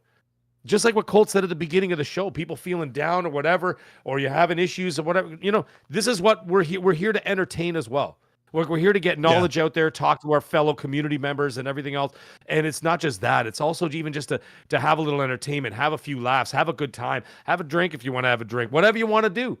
You know what I mean? But like, let us know, man. And thoughts and like, I don't want to say thoughts and prayers because it's such a cop out thing to say. But I honestly do mean I all my support, man, for real. Yeah, For even real. Magnum. We love Please, Magnum. please. Magnum, I love you, bro. Magnum's a scumbag, but I love him too. He's the only mod on my channel, and the only reason why is because I haven't been streaming lately. I have nothing I really wanted to stream. More of that soon, but Magnum will be back. Don't worry. Yeah. Anyways. We appreciate you so much. Art, let us know, man, please. Yeah. That blue number sends a chat and says, talk about the Division's new expansion for Division 2 coming tomorrow. What? Yeah. Tomorrow. Now I have to that blue number. It? I didn't even realize it was tomorrow. That blue number, I don't know if you've done this, but go on to Ubisoft's site and apply for their creator program. I don't know what their requirements are, but they may look at your channel and you may fit some of, the content you're doing, but at least apply and work your way in, because Ubisoft sends me stuff like, we want to send you B-roll for the upcoming update to Star Wars Outlaws. And they sent me something about the Division while I was out of town when I was in Vegas. And it must have been this new expansion. I was like, oh, I'm not doing anything right now like that for my channel. So I didn't check it out. And she's probably going to smack me now that she knows that. But please apply for the creator program, because if you can get in there, they'd be sending that stuff to you so you could play it early and make content on it. She says, also, Bioshock is the best game ever. She's a massive Bioshock fan. This is a perfect time for Bioshock is a wonderful. Yeah, I love it. I love it. Book or catch. Meg, what do you know? What's going on with Bioshock? Okay.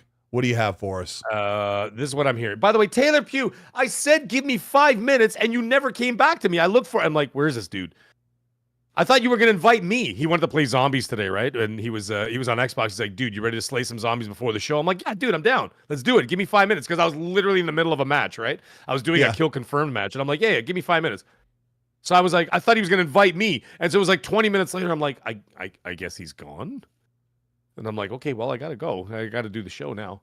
It's your fault. It's your fault, by the way. And shout out to Wacky Wavy R-Man on Xbox. He just reached out to me on Xbox right now, sent me a message saying, great show tonight, XNC. Oh, so that's he's nice. listening from his Xbox. So he just hit me up there, man. So it's nice to see that too. Hey, like I said, man, everybody reach out to everybody. Bioshock. This is what I'm hearing. First of all, it's been a long time. Yeah, I know that, dude. Revealing Cloud Chamber Studios. I didn't even know that was the name of the studio. But he says that the game is not coming this year, but we will hear more about Bioshock 4 this year. This year? Okay. This year. Hear about it. He did not say it's coming out. Yeah. Cloud Chamber Studios will have more to say. Cloud Chamber Studios will have more to say this year, 2025, but not coming out this year. So probably 2026, late 2026, maybe even beyond that. But we will hear more about it. It's been in development for 2019. Holy crap. Maybe that's when they were like sitting down doing like some preliminary like thoughts and whatever, but maybe active development wasn't a year or two later. So like you'd probably be about 3. Dude, that's like 6 years ago, man. Yeah, that's but, like a year after that's a year after they put out the remastered version. Right.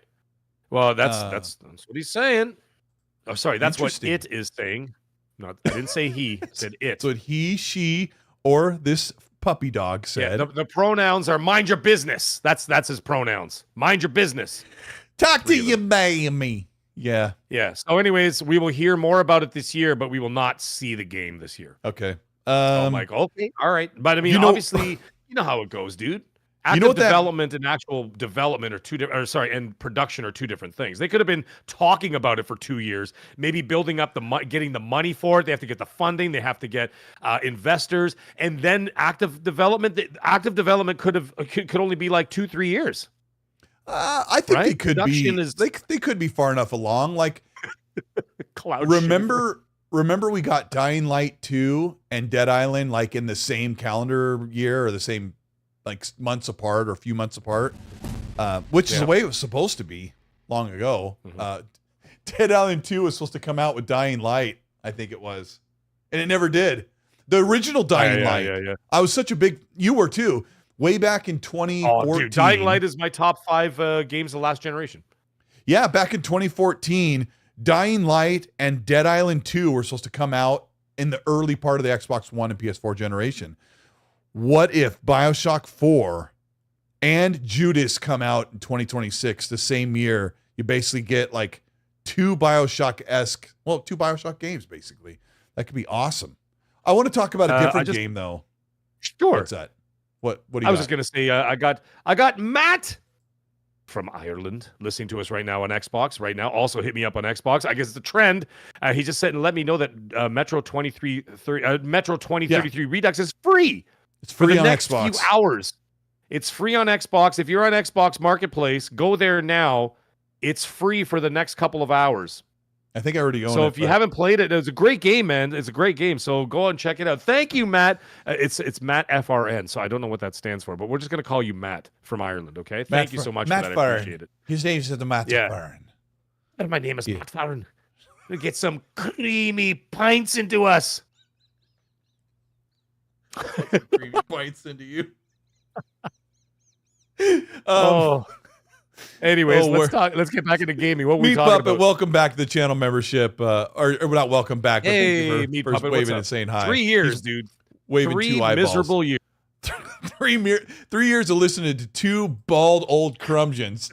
Let's talk about And then Warhammer. before that, you had to listen to Gaz. Yeah, sorry, go ahead. What do we want to talk about? Warhammer.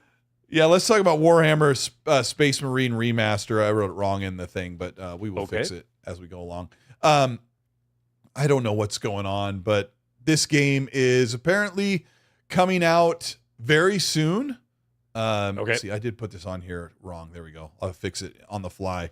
For those of you reading the ticker tape, it's now correct. Warhammer Space Marine Remaster, new textures, new character models, improved, a little bit modernized. This is one of those games that came out on the Xbox 360 that I never got around to playing. And it was always like one of those, like, I don't know if it's for me. It's like I want to be Gears. And I always went, oh, I should have got that back in the day. And the reason why I'm like, I should have got that was when we went to Xbox One and PS4, Warhammer Space Marine is just one of the many thousands of games that were no longer available. There was no back compat back then. That game never came back compat on the Xbox One.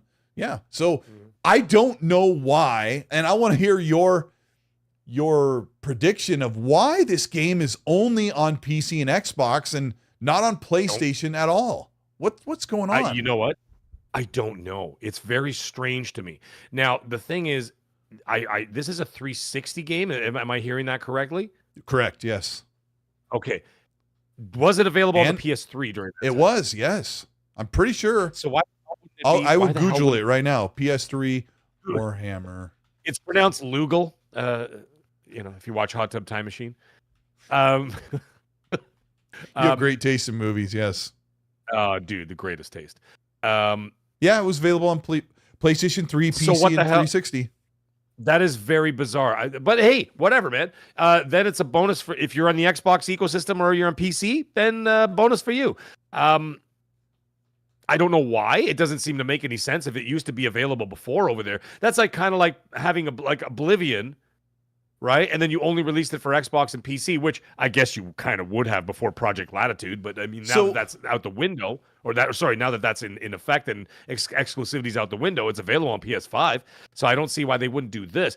It's also available on Game Pass, is it not? I think that's a huge bonus. It is. For it's Game dropping. Pass subscribers it's dropping. Well. Yeah, it's dropping day and date on Game Pass. That's great for Game Pass subscribers. And Preston and Yodani are saying the cell processor, which is a really astute thing to point out, that the cell processor. Good but point. I don't think this version of the game is an Xbox 360 game that's been up-resed. You can get the game on PC, which means it's x86, but the PS5's x86. So all you have to do is take the PC port of Space Marine that they built, that's coming out. I think it's a PC port. I don't think it's a 360 version that's been brought to PC and Xbox Series I don't think consoles. that would make sense. So there's no reason technically by cell processor or architecture from PlayStation 3 that this game is not on PlayStation. Some people are saying, oh, maybe they didn't have time to do the PlayStation. Well, the PlayStation 5 version should have been a high priority, just as PC was or Xbox. And I don't believe for a second that Xbox money hatted this game to make it exclusive. And you don't need to, it's a especially very if it's launched on Game bizarre Pass. decision. I mean, like, I played Warhammer Space Marine 2 on the PlayStation 5, and then all of a sudden this is not available on the PlayStation. I find it very strange. So it's not like the company is like, well, you know, they lean towards Microsoft and PC, so they do their thing over there. So it's not really available on PlayStation or whatever, but it is. So it seems kind of bizarre that this one specifically is not available on the PlayStation. But hey, whatever, man. It is what it is. And if you smoke them, if you got them. If you're on Xbox and you're on PC, go ahead and play it. If you're a Game Pass subscriber, you got nothing to lose but to check it out. So I'm going to check it out. I like Space Marine 2. I thought it was fun. It got a little long in the tooth about 3/4 through. I'm almost done the game. But it's kind of boring. It's just stomp, stomp, stomp, stomp, shoot, shoot, stomp, you know? It's a great one-note pony, but yeah, after a while, you're like, okay, I think I'm done, ready to wrap it up. A couple people in the chat are saying, don't forget that Sega hates Sony. I've never heard that before. Like, does Sega not like PlayStation? Sorry, say that. Xbox is king. I mean... And God Emperor Sofa King said... Sony kind of buried them.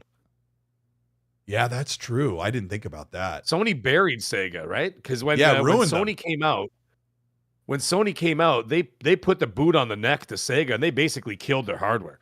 So maybe they still have bad blood in there. You never know. Yeah. You never know. I mean, they still put their games over there, but I mean, you know, bad blood is bad blood. Yeah. If you believe what Xbox, if people are asking about Black Myth Wukong, a game that will not come to Xbox anytime soon. It's never coming out to Xbox. Xbox didn't do anything. They sat there. They didn't spend any money. They didn't offer any support. And so PlayStation stepped up and said, we want the game. Not like the game was only going to be on PC, and PlayStation said, well, what do we need to do about that?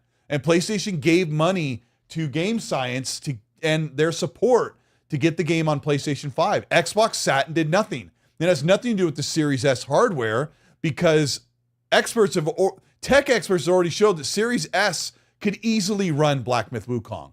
It has nothing to do with the Series S and the parity clause. It has 100% to do with PlayStation stepped up to the plate, offered support and financial funding to get the game on console, and so they put it on PlayStation. That's why it's not on PlayStation. I saw a game broadband. Isn't it always about money? It is always about money.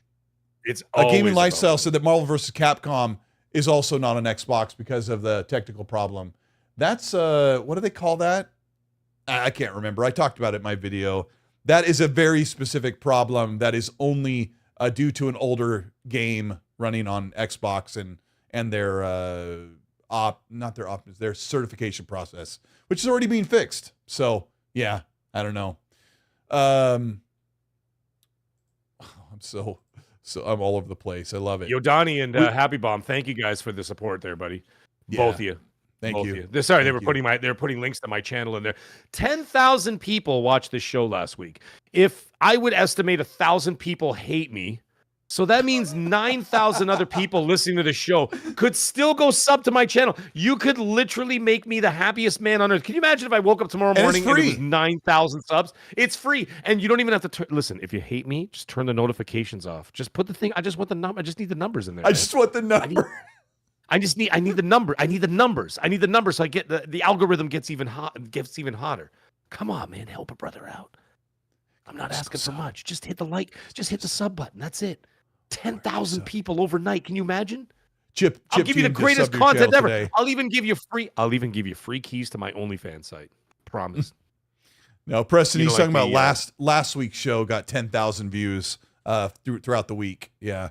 Yeah, we only have 200 likes. If you're enjoying the show and you're learning something, or you just want to kick somebody's cat, you should hit the like button.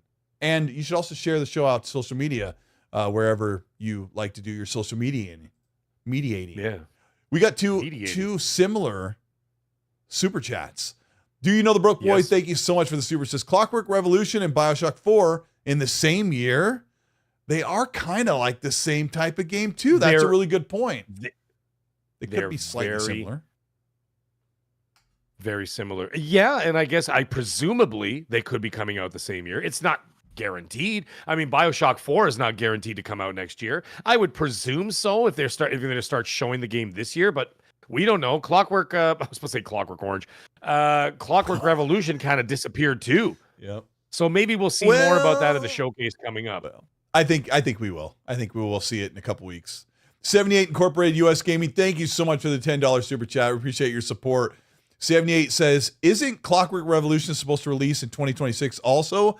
That means we'll have Judas, Clockwork Revolution, and Bioshock all released next year, possibly. And then he goes, with the emoji. You know what? Isn't that wonderful, though? Don't you want more gothic horror games? Give me all of that. Give me 3 of them, 4 of them. Give me 5 of them. I'll take them all, man. Bring them on. It's like survival horror. Shovel it in, folks. Back up the dump truck and dump all the survival horror games right onto Mag's front lawn. I'll take them all. Right now, Oblivion Elder Scrolls Remaster was so popular, which we'll get into in a minute, that people are still playing it. And they're also really liking this new breakout hit, Tainted Grail, which is an Elder Scrolls-like game that's doing really well, even though people just played Atom Fall, which is kind of like a Fallout type. That's not really like Elder Scrolls, but they're playing these RPGs, and they can put them next to each other. That's why I say make some GTA clones. I'll play them all if they're good. Mind's Eye, wow, that's another thing we talked about. Mind's Eye, I saw Matty Plays was talking about. He says I did too. I watched this video. You see him? Yeah, he said he was talking about he went there. I gotta say, I might just buy it and stream it just to see. I know. I gotta say, I watched Maddie's coverage. He got hands-off viewing of Mind's Eye, and Maddie's approach to video making is he just talks to the camera. He's like, I'm here to talk about Mind's Eye. Here's my impressions, and he just talks, and then he puts footage over it. And I was watching his video on a day where I'm like, I don't know if I'm going to make a video. I don't know if I'm going to do Gaming Weekly News. I've been busy.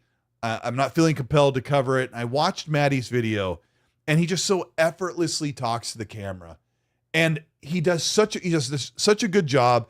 And his on camera stuff just looks so nice, and it was so easy to watch. I thought, okay, I'm making my video, and I'm glad I did. And I just wanted to give a shout out to Maddie for continuing to cover the news. And when you're making content, like Mag's making 3 to 5 videos a week sometimes, you got to get off your butt and just do something. And I think it's fantastic that you guys are out there inspiring others and inspiring me. I just wanted to say that. I want to say for 78's comment, which is also very much like Broke Boys, I have never really realized, I thought that Clockwork Revolution was more like a Fallout style RPG, but it was probably closer to an Bioshock like RPG. And it's really cool that both of you guys keyed in on that and brought that up. And like Mag said, I'll take them all. Silvizo17 says, thank you so much for the support. 2 months ago, Mag, Game Pass will slow down, blah, blah, blah. And then he goes like this. When did I say that? I don't know. How would that even make sense when they're releasing more games this first quarter, these 2 quarters than they ever do? I don't know if he's saying that that's what people are. Summer. I don't know if he's saying that maybe people say that, but I think you probably did say that the subscribers would slow down. And I think they probably did. They came to a dead halt for almost 8 months. And then there was a small increase. There was not a small, actually, it was a pretty sizable increase during Call of Duty. Then it dropped again. And then it just plateaued to where it was. And then I'm like, okay, but then 2025 is going to be a ton of games. 2026 going to be a ton of games. And you're going to see an exponential growth. And the funny thing is, the exponential growth that we have seen has been on PC as more people have been migrating from Xbox to PC and staying in the ecosystem. And it's PC, and also let's not forget the PC Game Pass price is literally half the price of what the console Game Pass is costing. Yep. For Ultimate, right? Yeah. So for 50% cheaper, not paying for online, people are making that jump to PC and they're leaving the Xbox console specifically, staying in the ecosystem, but they're leaving the console behind because it's costing too much money. And you might as well put that extra amount of money towards a 50 series or a 40 series, whatever you can afford, and that's what people are doing. That's the reality of it. I'm seeing a lot of it going on right now, and you see a lot of what do they call them? Xbox refugees. I've seen that all Going over to Twitter. PC? Yeah. Yeah. They call them Xbox refugees going to PC and stuff like Yeah. that. So it's kind of funny. Yeah, but, going to PC is not going to save you from Xbox consoles being in third place, but I don't think it really matters. It's so funny because stop whining. You know, it's like the game. Stop whining. Yeah, gaming is so good right now, and already we're early on in the first half of the year, and there's these amazing Game of the Year contenders. And let me interject, Holly, go make a video. Go make a video. Like, take the inspiration of those who are making stuff. And I talked to Holly behind the scenes about making content. She's doing game streaming stuff, and she's been podcasting. I'm like, just make a video, put it together, and go, okay, I did it. Upload it to YouTube and have 14 people watch it, and just kind of go from there. Just do it. You'll love it. So yeah, that's great. Yeah, I would. Yes, Beer Baron, you're here, 100% right. Yeah, and I'm here to support you to make the content. Get out there and make it. You'll love it. I would love to see you cover like Call of Duty or whatever. I would love to see it. I would love to see it. Do you hear her? Reach out to me. I'll help you with whatever. Like, because I talked to her about, you know, you can use this to record yourself, use this to put the stuff together, and here's how you get footage. And it's like a whole process. I said, when you get to one part, you're like, oh, what do I do? Just call me. But yeah, it'll be so cool. I would love to see that. That would make my week to see you say, I think I'm ready. I'm going to upload it. Dude, listen to this. She goes, I recorded a ton of stuff, but I sound like an idiot. No, you don't. No, you don't. We're idiots. Oh, I'd love to see it. Well, DeMarco's in the chat too. Idiot, but like, you know what I mean? DeMarco says, you'll hate it, then you'll love it again, then you'll extra hate it, then you'll kind of like it. You'll listen to yourself. You're like, oh my gosh, do I really sound like that? But dude, just do it. It would be so amazing. Nah, man, just do it. Listen, you'd have our support. Blue Number. Look at me right here in the camera. You are a queen. Do it. You're a queen. You have the power. Do it. Just keep doing it, man. Listen. I've had people reach out to me and say, hey, man, I just started a channel. 3 followers. And say, can you give me some tips on something? And I'm like, let's see your stuff. And I'll watch the video, and I will sit there and I will write paragraphs and saying, hey, you should do this. You should try this, do that. I'm no expert. I don't have 1 million subs behind me, right? I mean, mind you, I just started like 4 months ago on my own channel, but still, it doesn't matter. I was on YouTube for 5 years. I know what's going on. Shy of 1 million. Yeah, exactly. Right. So, but the thing is, like, you know, I still put in all my input. I'm trying to give people passion to want to do stuff. If this is what you want to do and you want to be a content creator, get out there and just do it. I waited way too long. I was podcasting for 5 years before I finally got it together and said, damn it, start doing it yourself. And then I started doing it myself, and it's the best thing I ever done, man. Best thing I ever done. Blue Number, never doubt yourself. Never doubt yourself.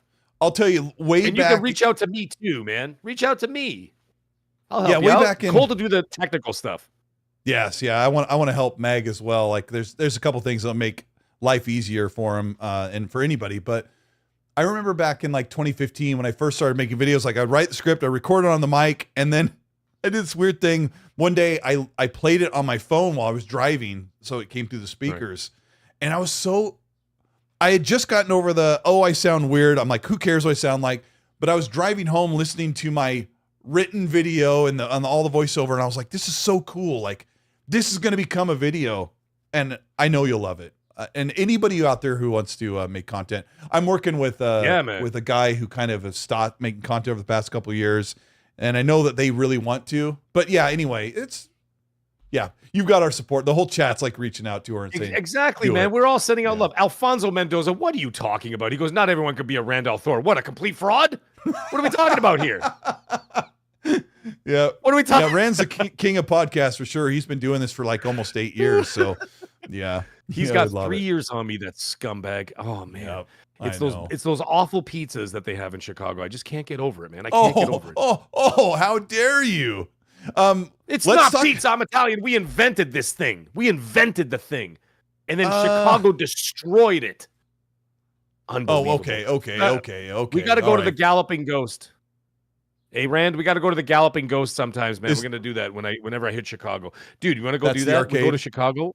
Yes. Yeah. You want to go? Me, you, Rand? We'll go to Galloping Ghost and just like F things up over there. And with that Blue Number? Yeah. They're all right there. Holy crap. She's in Chi-Town too? Yeah, and you just sullied the name of the pizza that she loves and as she fed to us. How dare you? Now you owe an No, apology. no. Holly's a queen. She eats proper pizza. I know as a fact. Yeah, it was amazing. It was amazing. I was on this strict diet, and ever since then, my life's been ruined. After I had that pizza, I'm like, well, to heck with it. But yeah, shout out to all of you guys for supporting us. What do you mean you can't do it? I can't do I can't do the it's basically like a loaf of bread with some sauce and cheese on it. It's nonsense. Hey, have a couple slices and get on with your life. I don't know what to tell you. But I can't. Couple slices, I'll explode. It's just too many carbs. Alfonso, I'm just messing around, man. I love Rand. I haven't talked to Rand in so long. I gotta reach out. Well, to him. lucky you. I gotta send him a message. I gotta send him a message and say hi. And you know what's funny? I've been on Xbox all weekend long. Not one of you frauds reached out to say hello or anything. And I kept my thing as appear online. I sent you the flip off emoji. Out. What? Yeah, I mean, mind you, it's Memorial weekend for you guys, so you guys are busy with family and stuff, yeah, and karaoke, as you were mentioning earlier. So, yeah. Shoot, I don't remember. We have T-minus 9 minutes. What would you like to talk about for T-minus? Holy cow! Has it really gone that fast? Yes. Okay, no way, Blue Number. We're 100% going. Galloping Ghost is 5 blocks away from her. Oh, dude, we're going 100%. We're going. I'll pay for all your quarters too. I'll buy you a roll of quarters, just like the old days. You keep a roll of quarters in your pocket.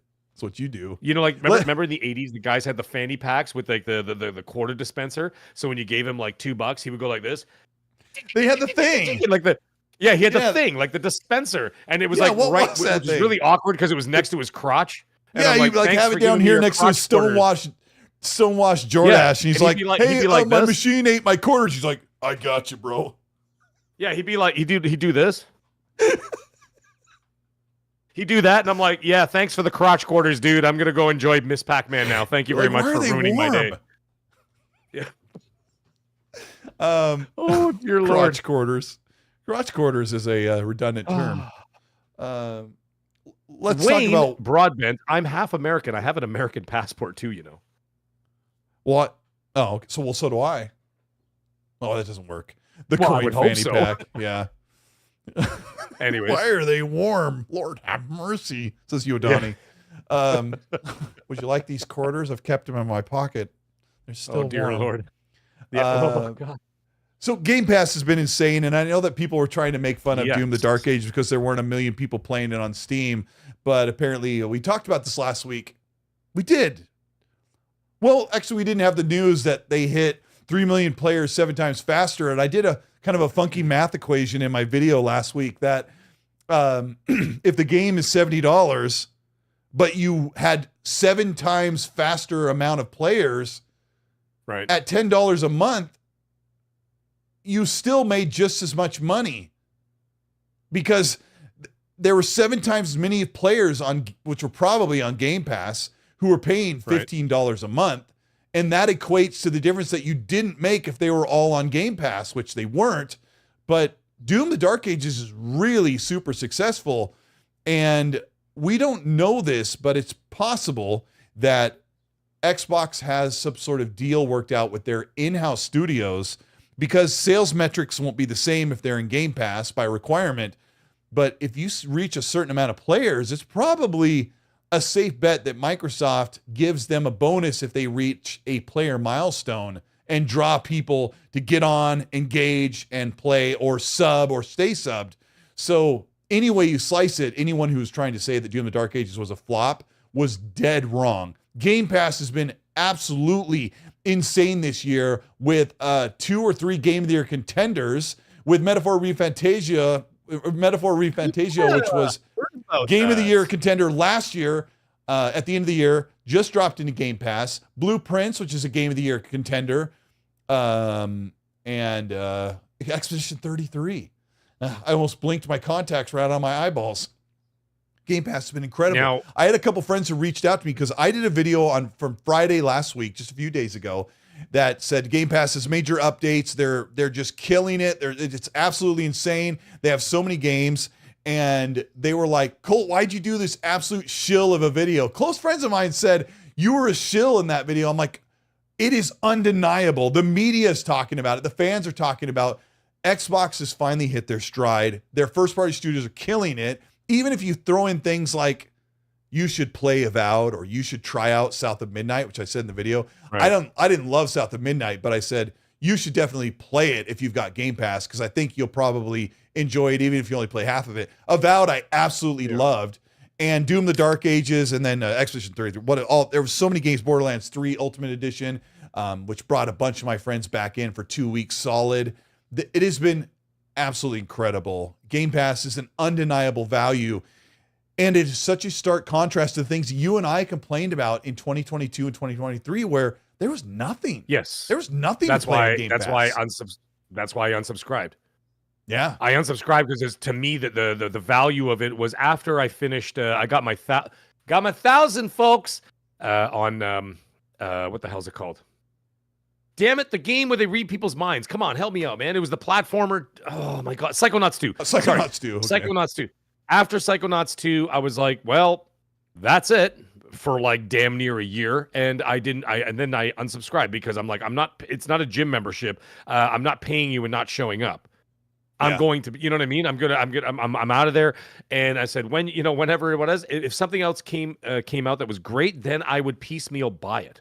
That's the way I operate. I continue to operate that way. However, Game Pass has been an undeniable, wonderful service, especially this year has been, well, actually, I would say since last year, since fall of last year when this like Call of Duty and everything else. This past year. Yeah, it has been a great value. I mean, like even from September and on, and then with Call of Duty going in there, that's been a big hit as well. Indiana Jones. And then, of course, Indiana Jones in December, then Avowed, which I didn't get to, but I'll get to it. And then what else did we have? We had South of Midnight, which I liked more than you did. I actually, like I said, when I did my marinated review, I went up a full point.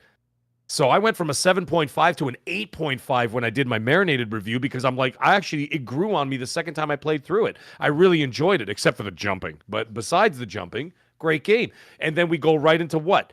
Expedition 33. Unbelievable. Doom, great, but I wouldn't pay 110 for it. I mean, it was great for Game Pass though, and I'm glad that I get to enjoy it over there. Metaphor, I'm not interested in. Even that's kind of too good for Game Pass. Even though if you feel like it's not worth 110 Canadian, like for $15, you're getting the whole game. Like it's amazing. For me, okay, you know what? Let's meet halfway. I'm just gonna glaze Game Pass for a minute. Game Pass. It's too good for Game Pass. Yeah, right now they have to maintain this momentum. I think they're okay now. Yeah, no, they're fine. They're fine. They're doing fine. I'm just busting chops. But the thing is, I think Doom is too good for Game Pass, not good enough for $110. That's just my personal feeling. Everybody else is you feel free to however you want to feel. Now, the thing is that once you're in this ecosystem and once you're enjoying the games that are in there and they're continuing to do it at a steady cadence, this is the key to all of it. And this is what I've been talking about forever. I know people who work at Netflix. I know people who are at Amazon Prime and Paramount Plus. And I told you the metrics of how they operate. Microsoft is not operating any differently. I can tell you as a fact. So what they do, you cracked something too, but it sure as heck wasn't what I'm drinking. Cracking a beer, bro. Zero sugar. Dude, Zang. Oh, an A&W. What's that from? An A&W. What's that from? That would Zang. I don't know, but that's anybody in the chat what that's from. If you're Gen X, you know what that is. Zang. It's yes, an obscure Sofa one. King. You know what? I did that on purpose. I wanted to see how many people would figure it out because I tried to cover the label with my hand. I'm like, let me see if anybody got it. Sofa King got it. He did. I stole one of my wife's White Claws just to be a. Oh, you are an absolute woman, and I like it, dude. I've got a fridge full of beer, and I'm like, I'm doing this because when she gets home from work later tonight and sees me drinking her White Claw, she's gonna be so pissed. What is it? Anyways, wait, hold on. Yes. What is it about our wives getting mad when we have something steal their of stuff? theirs? I don't know. That's weird. Like. I got in this marriage for an equal opportunity, and she orders the best stuff. Like she'll eat like these egg bites in the morning that are great, and I'm kind of like, and then I try them, and then I eat all of them. She's like, "You're eating all my," but we're in a marriage. Well, like, don't eat all of them, Colt. Jesus, man. Like, well, that's your problem. What are you talking about? You can't. Oh, dude, the Great Be Rich. She get like an 8-pack, and I'll just go totally watched. I totally watched Macron get slapped today. That was the funniest thing I've ever seen. That's what's going to happen to Colt Eastwood if he keeps eating his wife's food. Anyways, here's the thing you with and your White Game Claw. Pass. Yeah, dude. Do you put a pinky out when you drink it? Like this? Yeah, watch. Ready? Have you seen Birdcage? Dude, I've been drinking hard whiskey all night, and then I pull out one of my wife's White Claws. And you were like, listen, man, this. I got all this beer in the fridge. After the show's done, I'm going to the beer because I'm not working tomorrow. I don't care. I'm not working tomorrow. So I got a beer full of fridge. Yeah, because you lied to his Jesus work. Christ. A fridge full of beer. And Colt, can you not say that on the air? I got a fridge full of beer. I'm going to get to it after the show. But right now, I thought it'd be funny if you whisper. What is she going to do? What is she going to do? Whisper, your work can't hear you. You have to whisper, though. Yeah, right. Listen, man, she's at Union certain Station right frequencies now. that go through the internet. From those in TO, no. She's at Union Station right now. What's she going to do? Anyways, that blue number goes, what about those legendary like Pop-Tarts? They're like these gourmet Pop-Tarts. And my wife bought these, and I'm like, let me try one. And then I ate them all. Well, come on, Colt. If you're doing that. All right. Anyways, let's get back to the Game Pass thing before we go off in a wild, drunken root beer tangent. Right. What happens is, for example, you talked about 3 million people had come across Doom, right, at one point or another. And I'm not a fan of this metric because it doesn't really equate to dollars and cents to me. That could be, and you know what? And I have proof to back that up, because what happens is if you get something like, 2 million people came across Indiana Jones or whatever, but then you look at the achievements and you see that only 6% of people actually played level 2, that means that people played it for 25 minutes and turned it off. That does not, to me, that doesn't equate as money. It doesn't equate as engagement or anything else. I was very happy to see, as I said earlier in the show, that not only did a lot more people engage with Doom, but a lot more people have completed the game. And the thing is, to complete the game, the main campaign or whatever, is actually at 16.5% of gamers have completed the game. That is almost triple of what South of Midnight and what Indiana Jones were in terms of completions of achievements. Why? Because I looked myself and I saw them. I was actually going to do a video on it. I still might do a video on it this week, congratulating, saying, hey, nice to see Game Pass subscribers actually engaging in the game long term, as opposed to 30 minutes and then just, whatever, and then just turn it off, right? So I was very happy to see them stuck with the game. And I call them worse things than that. But yeah, the point is that you've got way more engagement with Doom. It's a big name. A lot of people know it. It's a household name.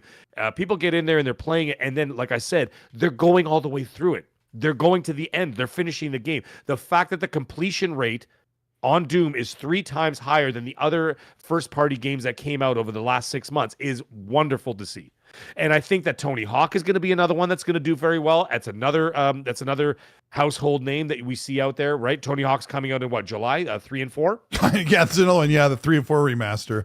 I was making that video, Mag, and I left out like a couple of games because I couldn't even keep up. I left out Wu-Chang Fallen Feathers and some other stuff. I was like, I captured the trailers so I could put them in the video. I'm like, there were so many I couldn't even keep up. And now, hold on a second. I got a question, and I want to know this from the people that work at Activision ABK. Why the hell are you putting Tony Hawk's 3 and 4 into Game Pass in July, but I can't play Tony Hawk's 1 and 2 remaster in Game Pass right now? Can you please explain that to me, Activision, Phil Spencer? Well, I'm sure Activision is just trying to make... Phil Spencer's got nothing to do with it. Wait, No, they didn't put it back in Game Pass. Maybe they're trying to sell that it's not there. I just looked. And I'm like, well, I want to go back and I want to go play. I want to collect the SKATEs. Right? I want to collect the VHS tapes. I want to do this. And I'm like, bruh, you're not even there? You're offering 3 and 4 in a Game Pass? Sarah Bond, what are you doing over there? I mean, that's... Why is that not in Game Pass right now? Does this make any sense to you? They bought the company many years ago? 2 years ago? There's another show worth of discussion that goes into other games, but I think it's probably one of those like carrot on the stick thing. You get 3 and 4 and you're like, now I want to play 1 and 2. And they're like, well, go buy it. It's $30. They're charging $30 for you. It's $60 for me up here. Well, I don't know what it costs right now. Don't stop yelling at me. I'm yelling. It's the White Claw. I'm sorry, it's the White Claw. Malik, of course I'm going to complain. What, are you going to defend that? Please. Oh, for the love of God in heaven, please defend that. Please defend that Tony Hawk's 1 and 2 that's owned by Xbox is not in Game Pass right now, and the game came out 2 years ago. Meg's right. I didn't even think about it. You're right. It should be in Game Pass. There's no Why excuse. is it not in Game Pass? It's absolutely ridiculous. Stop but yelling at you're me. offering 3 and 4 in Game Pass. You're hurting me. Make this make sense, Bond. You're hurting me, Please Sarah. make it make sense. They're never going to send me a game code ever, eh? You know that, right? Sarah's like, come Plus, here, Mag. you know that I'm... Well, you know the funny thing is, not only am I never going to get a game code from them, they're all sitting around trying to figure out who the hell I'm talking to. That's that's my favorite part about it. They're all probably they saw was the White Claw, and they were keyed in, bro. They're sitting there going, who the hell's he talking to? Did he offer Greenberg another one of those croissant sandwiches with the bacon and lettuce in it? That's his weakness with the melted cheese. These guys aren't even on the air. They're just talking to a fake chat. It's AI. These guys think they're live. That would be us. Dear Lord in heaven, yeah. I know. I'm just messing with you guys, man. What do you mean, what about Mafia the Old Country? What about it? I'm getting it day 1. And by the way, that's another thing. Can we talk about that for like 1 second?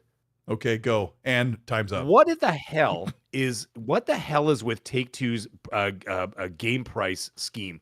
So you have Mafia the Old Country, which looks like to be a wonderful AAA experience that could be about the same length as an Uncharted game for $50. I know. But then 2 weeks later, you're going to charge $80 for the Magician's Thumb Drive game. Yeah. So you're charging $50 for what looks to be a magnificently polished Mafia AAA experience, and then 2 weeks later, you're charging $80 from the same publisher? Does this make any sense to you? And then, it's almost like they're 8 like months later, they're like, sorry, we're charging $80 $100 for Borderlands, but Mafia is going to be cheaper. It's almost like they're kind of like doing equilibrium, but assuming that you're going to buy both just games, meet it in the middle. I will charge 70 for. Charge 60 for Mafia. Yeah, Maverick, and you're not wrong. Borderlands. What do he say? Maverick is not wrong. No, he's saying he goes, the same guy Special Nick is talking to. Yes. Yeah, I know as a fact. Sometimes. It is the same person. Well, one of them anyway, one of several. But anyways, let's not talk about that. Game Pass. It's Special Nick's sock puppet. Yeah, it's a sock puppet. I've been talking to a sock puppet. What's been happening with Doom now has been excellent. I've been very happy to see it. I'm happy to see the engagement up, the numbers are up, the achievements are up, and then of course, like I said, Doom overall is doing very well. At least on that side. Now, I heard that Zubitech was saying that someone was saying that it was only about 500,000 copies sold on PlayStation, which is not good. However, Zubitech was saying actually his numbers in it closer to 1 million. Isn't that just in the U.S.? That's just in the U.S. Oh, in the U.S. Okay. Well, he was saying it's closer to $1 million. It's either in the U.S. or North America, but yeah, I'm sure it's closer to $1 million across the universe. But I think it'll hit 5 mil plus by the time it's done its run. Because don't forget sales. You drop a sale, 10% off, 20% off. It boosts sales yet again, right? That's how these things operate, right? You look at even on the PlayStation side, Astrobot started at 1 million, then it went to 2 million, went to 3 million. I saw someone in the chat saying it was 5 million now. And I'm like, well, I have not seen that myself, but I will look into that, see if that's true. But I mean, that's how these things happen, right? You get deals, you get bundles, you get this, you get that. Personally, you know what I would have thought? You know how they had that Doom controller that Xbox released? Yeah, that I think sold that out in 30 minutes. Right. You know what I think would have been? Oh, it was a beautiful controller. You know what they really should have done? They should have offered a 50% discount for the game to buy the game if you bought that special controller. I think that would have been a cool thing to do.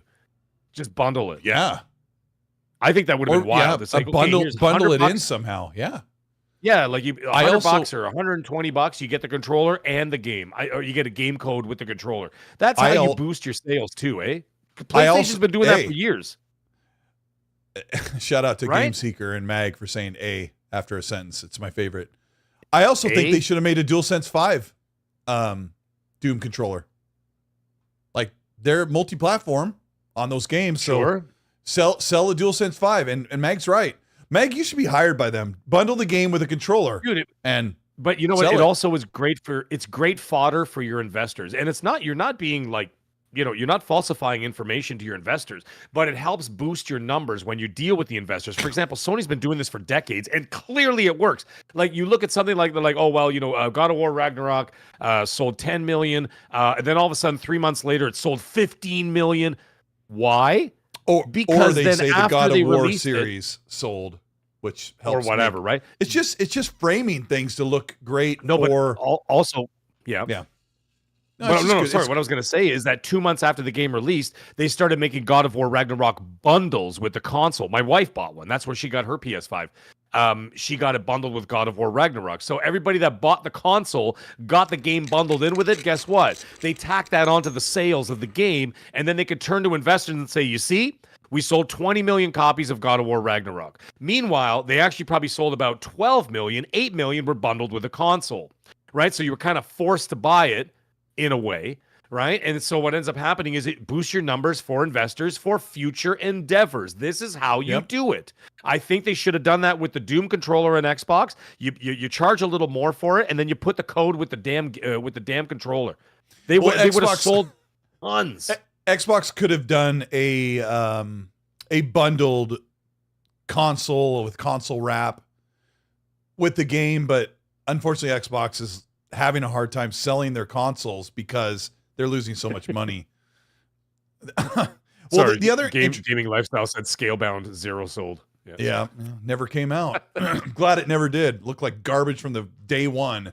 I was so frustrated with that. The Xbox One was supposed to be this console. I was supposed to move from the 360 to the Xbox One, and the Scalebound and was one of the things they're showing off. I'm like, that's not what I want to play. Malik, here's the top. I invite you. Sorry, go ahead. Sorry. Go ahead, or you'll forget. I was going to say, Malik, I invite you to go watch my latest video on my channel. And the reason why, when your statement of console sales don't matter anymore, they absolutely do.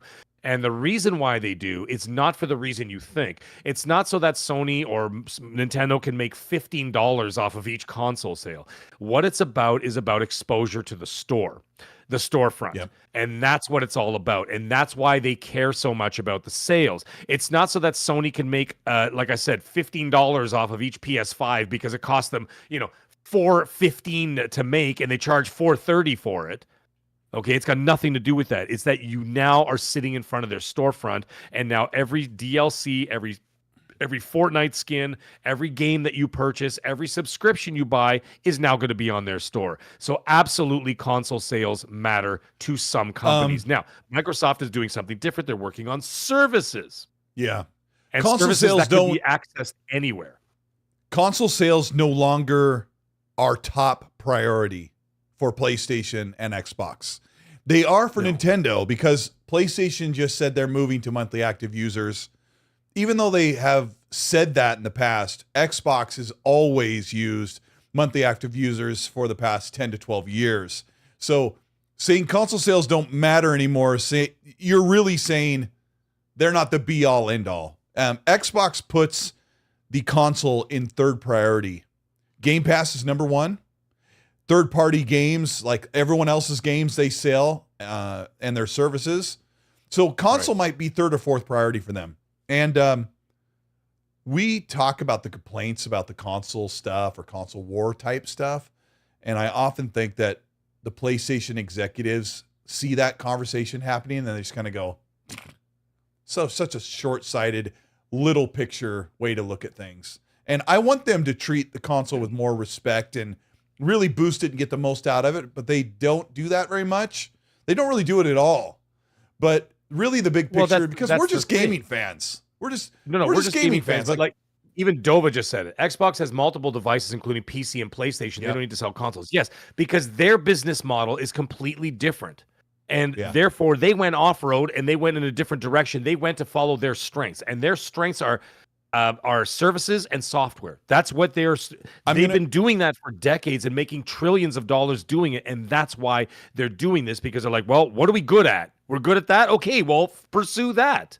Right now, Xbox is, it doesn't matter if Xbox is raking in a bunch of money to us as podcasters or gaming fans, but Xbox is really super healthy right now. The only thing we should be looking forward to in the future is Does that mean we're going to get more games and games are going to get better and we're going to see cool things? Absolutely. Like Xbox is fully ingrained in, and people are like, Xbox is dying. I'm like, growing. That Xbox name is so much bigger. This is proof. This report from the US top selling games on PlayStation 5, the top 10 games, Xbox holds 5 spots on the top 10, with the top 1 and 2 games sold on PS5 were Elder Scrolls Oblivion Remaster and Forza Horizon 5. Number 4 is Minecraft. Number 6 is Indiana Jones and the Great Circle, a game that everybody said flopped on Xbox and PC. It absolutely didn't. And Call of Duty Black Ops 6 from last year is the number 7. So Meg and I don't do the console war anymore because gaming is just like PlayStation's thriving right now. Their games and service stuff is having a hard run right now. We talked about that last week. But they're doing amazing. Xbox is doing incredible. Nintendo in 1 week is about to put out their console. Gaming is really super healthy right now. And everyone's like, oh, the AAA games industry needs to die. It's so bad. It's like, no, there's always bad games and these developers always make mistakes and then they try to recover. It's just a cycle of the gaming life. But we are eating incredibly well right now. And I've never been more excited about a jam-packed 2025 and then walking into spring next year and playing Grand Theft Auto 6 and all the other games that couldn't make 2025. All the ecosystems are doing very well right now. Nintendo is sagging a bit because they're literally on the verge of a massive explosion because of the new console. But when that happens in a couple of weeks, the industry is doing incredibly well from all angles. Why are people, this is the thing that I don't understand, why are people comparing dollars? Like, oh, they made 4 billion and this one made 7 billion. Yeah. Who the hell cares? They're all making billions. What you should concern yourself about are, am I playing awesome games and having a good time? Because my real life, I have to get my money's worth pay my too. bills and do this, do that, and I have to take care of my kids or take care of my wife or take care of my husband or do whatever you got to do. And eat all our food. Gaming. They're eating all our food. Yeah, Pop-Tarts and whatever the egg things that Colt deprives his family of because he eats it all. The thing is, this is supposed to be an enjoyable thing. I don't understand. I look at the numbers, but I don't pore over them and fight with people on Twitter about them. It's utterly ridiculous. You should just be having fun with the games, man. Chat, right and in Malik, the chat. You're if right. you're enjoying the games industry or you're enjoing the games right now, like, because I'm really happy. You should be enjoying. I'm having fun on Xbox. I'm having fun on PlayStation. And I'm not playing Nintendo. My kids do. But I'm having fun on both consoles and having a great time with great people on both systems. I have lots of friends and followers on both, and they're all awesome. Yes. Meg, take a drink of the White Claw and go, I'm not playing on Nintendo. Yeah, I'm not playing on Nintendo. And yes, Malik, you're right. The PlayStation is an Xbox now. There's nothing wrong with that. If I decide, let's just say in the future, if I decide to buy a PS6 for $1,000 US and it costs me $1,400 Canadian, or whatever else, and I decide to ingest all my Xbox games over there, what's the difference between that and Colteastwood playing all the Xbox games on PC? It's not an Xbox, right? It's about accessibility and it's about supporting. The developers. It's all about supporting the industry, and we're playing great games and having a great time. Who the hell cares where you do it? The way you said that, I pictured a little mini Steve Ballmer, like on your shoulder, goes, developers. Dude, just a little Maverick, sweaty Steve Ballmer, just like this big. Developers. Fire 4 is coming. Yeah, developers. Yeah, just a little developers in the corner. Developers. Like remember the little alien, that little floating alien on Flintstones that always showed up and talked to Fred? Hello, dum-dum. The Great Kazoo? Was that his name? The Great Kazoo? Hello, Dum Dum. Oh my gosh. He would just float in there. What are you looking at, Fatso? Yeah, he would call him Dum Dum and Fatso and stuff. And I'm like, oh, fantastic. That was great stuff. Yeah. Gotta love the 60s. Yeah. When you could actually fat shame people live on TV. It was a great time, and it really helped our self-esteem. It didn't cause any problems down the road at all whatsoever. But yeah, Alfonso says Colt's not himself when he's hungry. That's God, funny. We're 20 minutes over. We're 20 minutes over schedule right now. Yeah, we need to go. I made these bacon cheddar. Well, I cooked bacon cheddar hot dogs. I made Lovely. hamburgers with guacamole, and we'd had a big nice meal at like 4:00, and then I came in here with the meat sweats to do the show. I'm happy. Wonderful. Thank you everybody for supporting the channel, and thank you. A bunch of people said they subscribed to Mag. We appreciate you. This show, Ecstasy, episode 202. Thank you so much for all of your input. You guys help make the show amazing. Thanks for checking out my video about Game Pass and my showcase video if you want to. There's no leaks, or there's no, it's not leaks or anything spoilery. Go check out my video, which will give you a good idea of what Xbox has in the pipeline. There's even a couple things that didn't even make it in the video because I just don't know anything about what's going on. So there's a lot to look forward to. I don't know. I'm not getting a whole lot of information either. And I got to tell you, I don't care about the engagement on my channel about it. I'm actually happy that I don't know a lot of information. Yeah. I'd love to be just as surprised as everybody else and go, what? Isn't that great? You know what I'm saying? As opposed to, well, I guess it's time to show Metal Gear. You know what I mean? Like when you know the whole damn show or whatever, right? Like I hate that. I hate that. I'd love to be surprised. Yeah. Like, come on, man. It's like, yeah, exactly. It's like Christmas. It's like knowing all the presents before you open them, including your own. Like, it's not the same, man. You know, like I want to open up a present and be like, oh my God, it's a shirt like of whatever. You know, it's of Colteastwood on a buffalo. A guy in a buffalo, but it's Colteastwood on a buffalo. I want that shirt. By the way, any artists out there, please reach out to me. I want a shirt of Colteastwood on a buffalo. It's got to be Colteastwood on a buffalo, and on the back is the reverse angle with the buffalo's tail up, and you can see his little wagon wheel, and I'm wearing assless chaps. That's the shirt. It's not that hard. I want that. And then I'll do the theme song. Colt on a buffalo. Yeah, that's a great song, man. It's perfect. And you Colt can on like a buffalo. You can wiggle the shirts. You're like, look, Colt's doing a little dance. Yeah. Yeah, that's true. Malik, you're not wrong. Happy Bomb says, when I was in Chicago, when we went to see Holly, I was really cranky that morning because we didn't have much to eat, and I got hangry, and we went into a Walgreens, and I got a Snickers bar, and I'm like, like that. After you ate all your family's, after you ate all your family's Pop-Tarts. Yeah, it's like that Family Guy clip of what the hell's his name? The guy from Roseanne, when he's at dinner at the Thanksgiving and he's eating all the food and he's drinking the gravy right out of the boat, and all the kids are skinny and the wife is like, they're all like drawn and skinny. They're like, Dad, leave some. He goes, you can have some when I'm finished. And then the kids are like, but there's never anything left. That's you, Colt. That's you. That's what you did to your family after you ate all their Pop-Tarts for breakfast. Are you going to finish that? Yeah, that's me. Did you try the lasagna? Oh, yeah, it's not. It's my favorite. Darn it. I hate that. There we go. I know. Yeah, well, have you tried the lasagna? There it goes. It's my favorite. Had to have Mag do it. Yeah. Mag, where can people find you, and what should they do when they do that? Yeah. Well, listen, you can always find me at the Mag Show. You see the links in the chat. I got a bunch of videos coming out this week. I got my marinated review of Doom coming out this week, finally, after weeks and weeks of sitting on it. So now we're going to get the review out there. I've got other videos. I got some opinion pieces. I got some things to talk about. I've got some Xbox Game Pass engagement video I wanted to talk about. I've been looking up some numbers there. There's a whole bunch of stuff coming up, man. So I'm super excited. I'm glad for all the support that's coming out so far. And of course, on this very show, it's always wild, always a great time. And it's always like sitting around with family, just having a conversation. You know what I mean? It's such a good time. And the chat is literally like one of the panel members of this show. Like I feel that way. Like I don't feel like it's just Colt and I talking. I really do. And I'm not blowing smoke on anybody's ass. I'm being serious.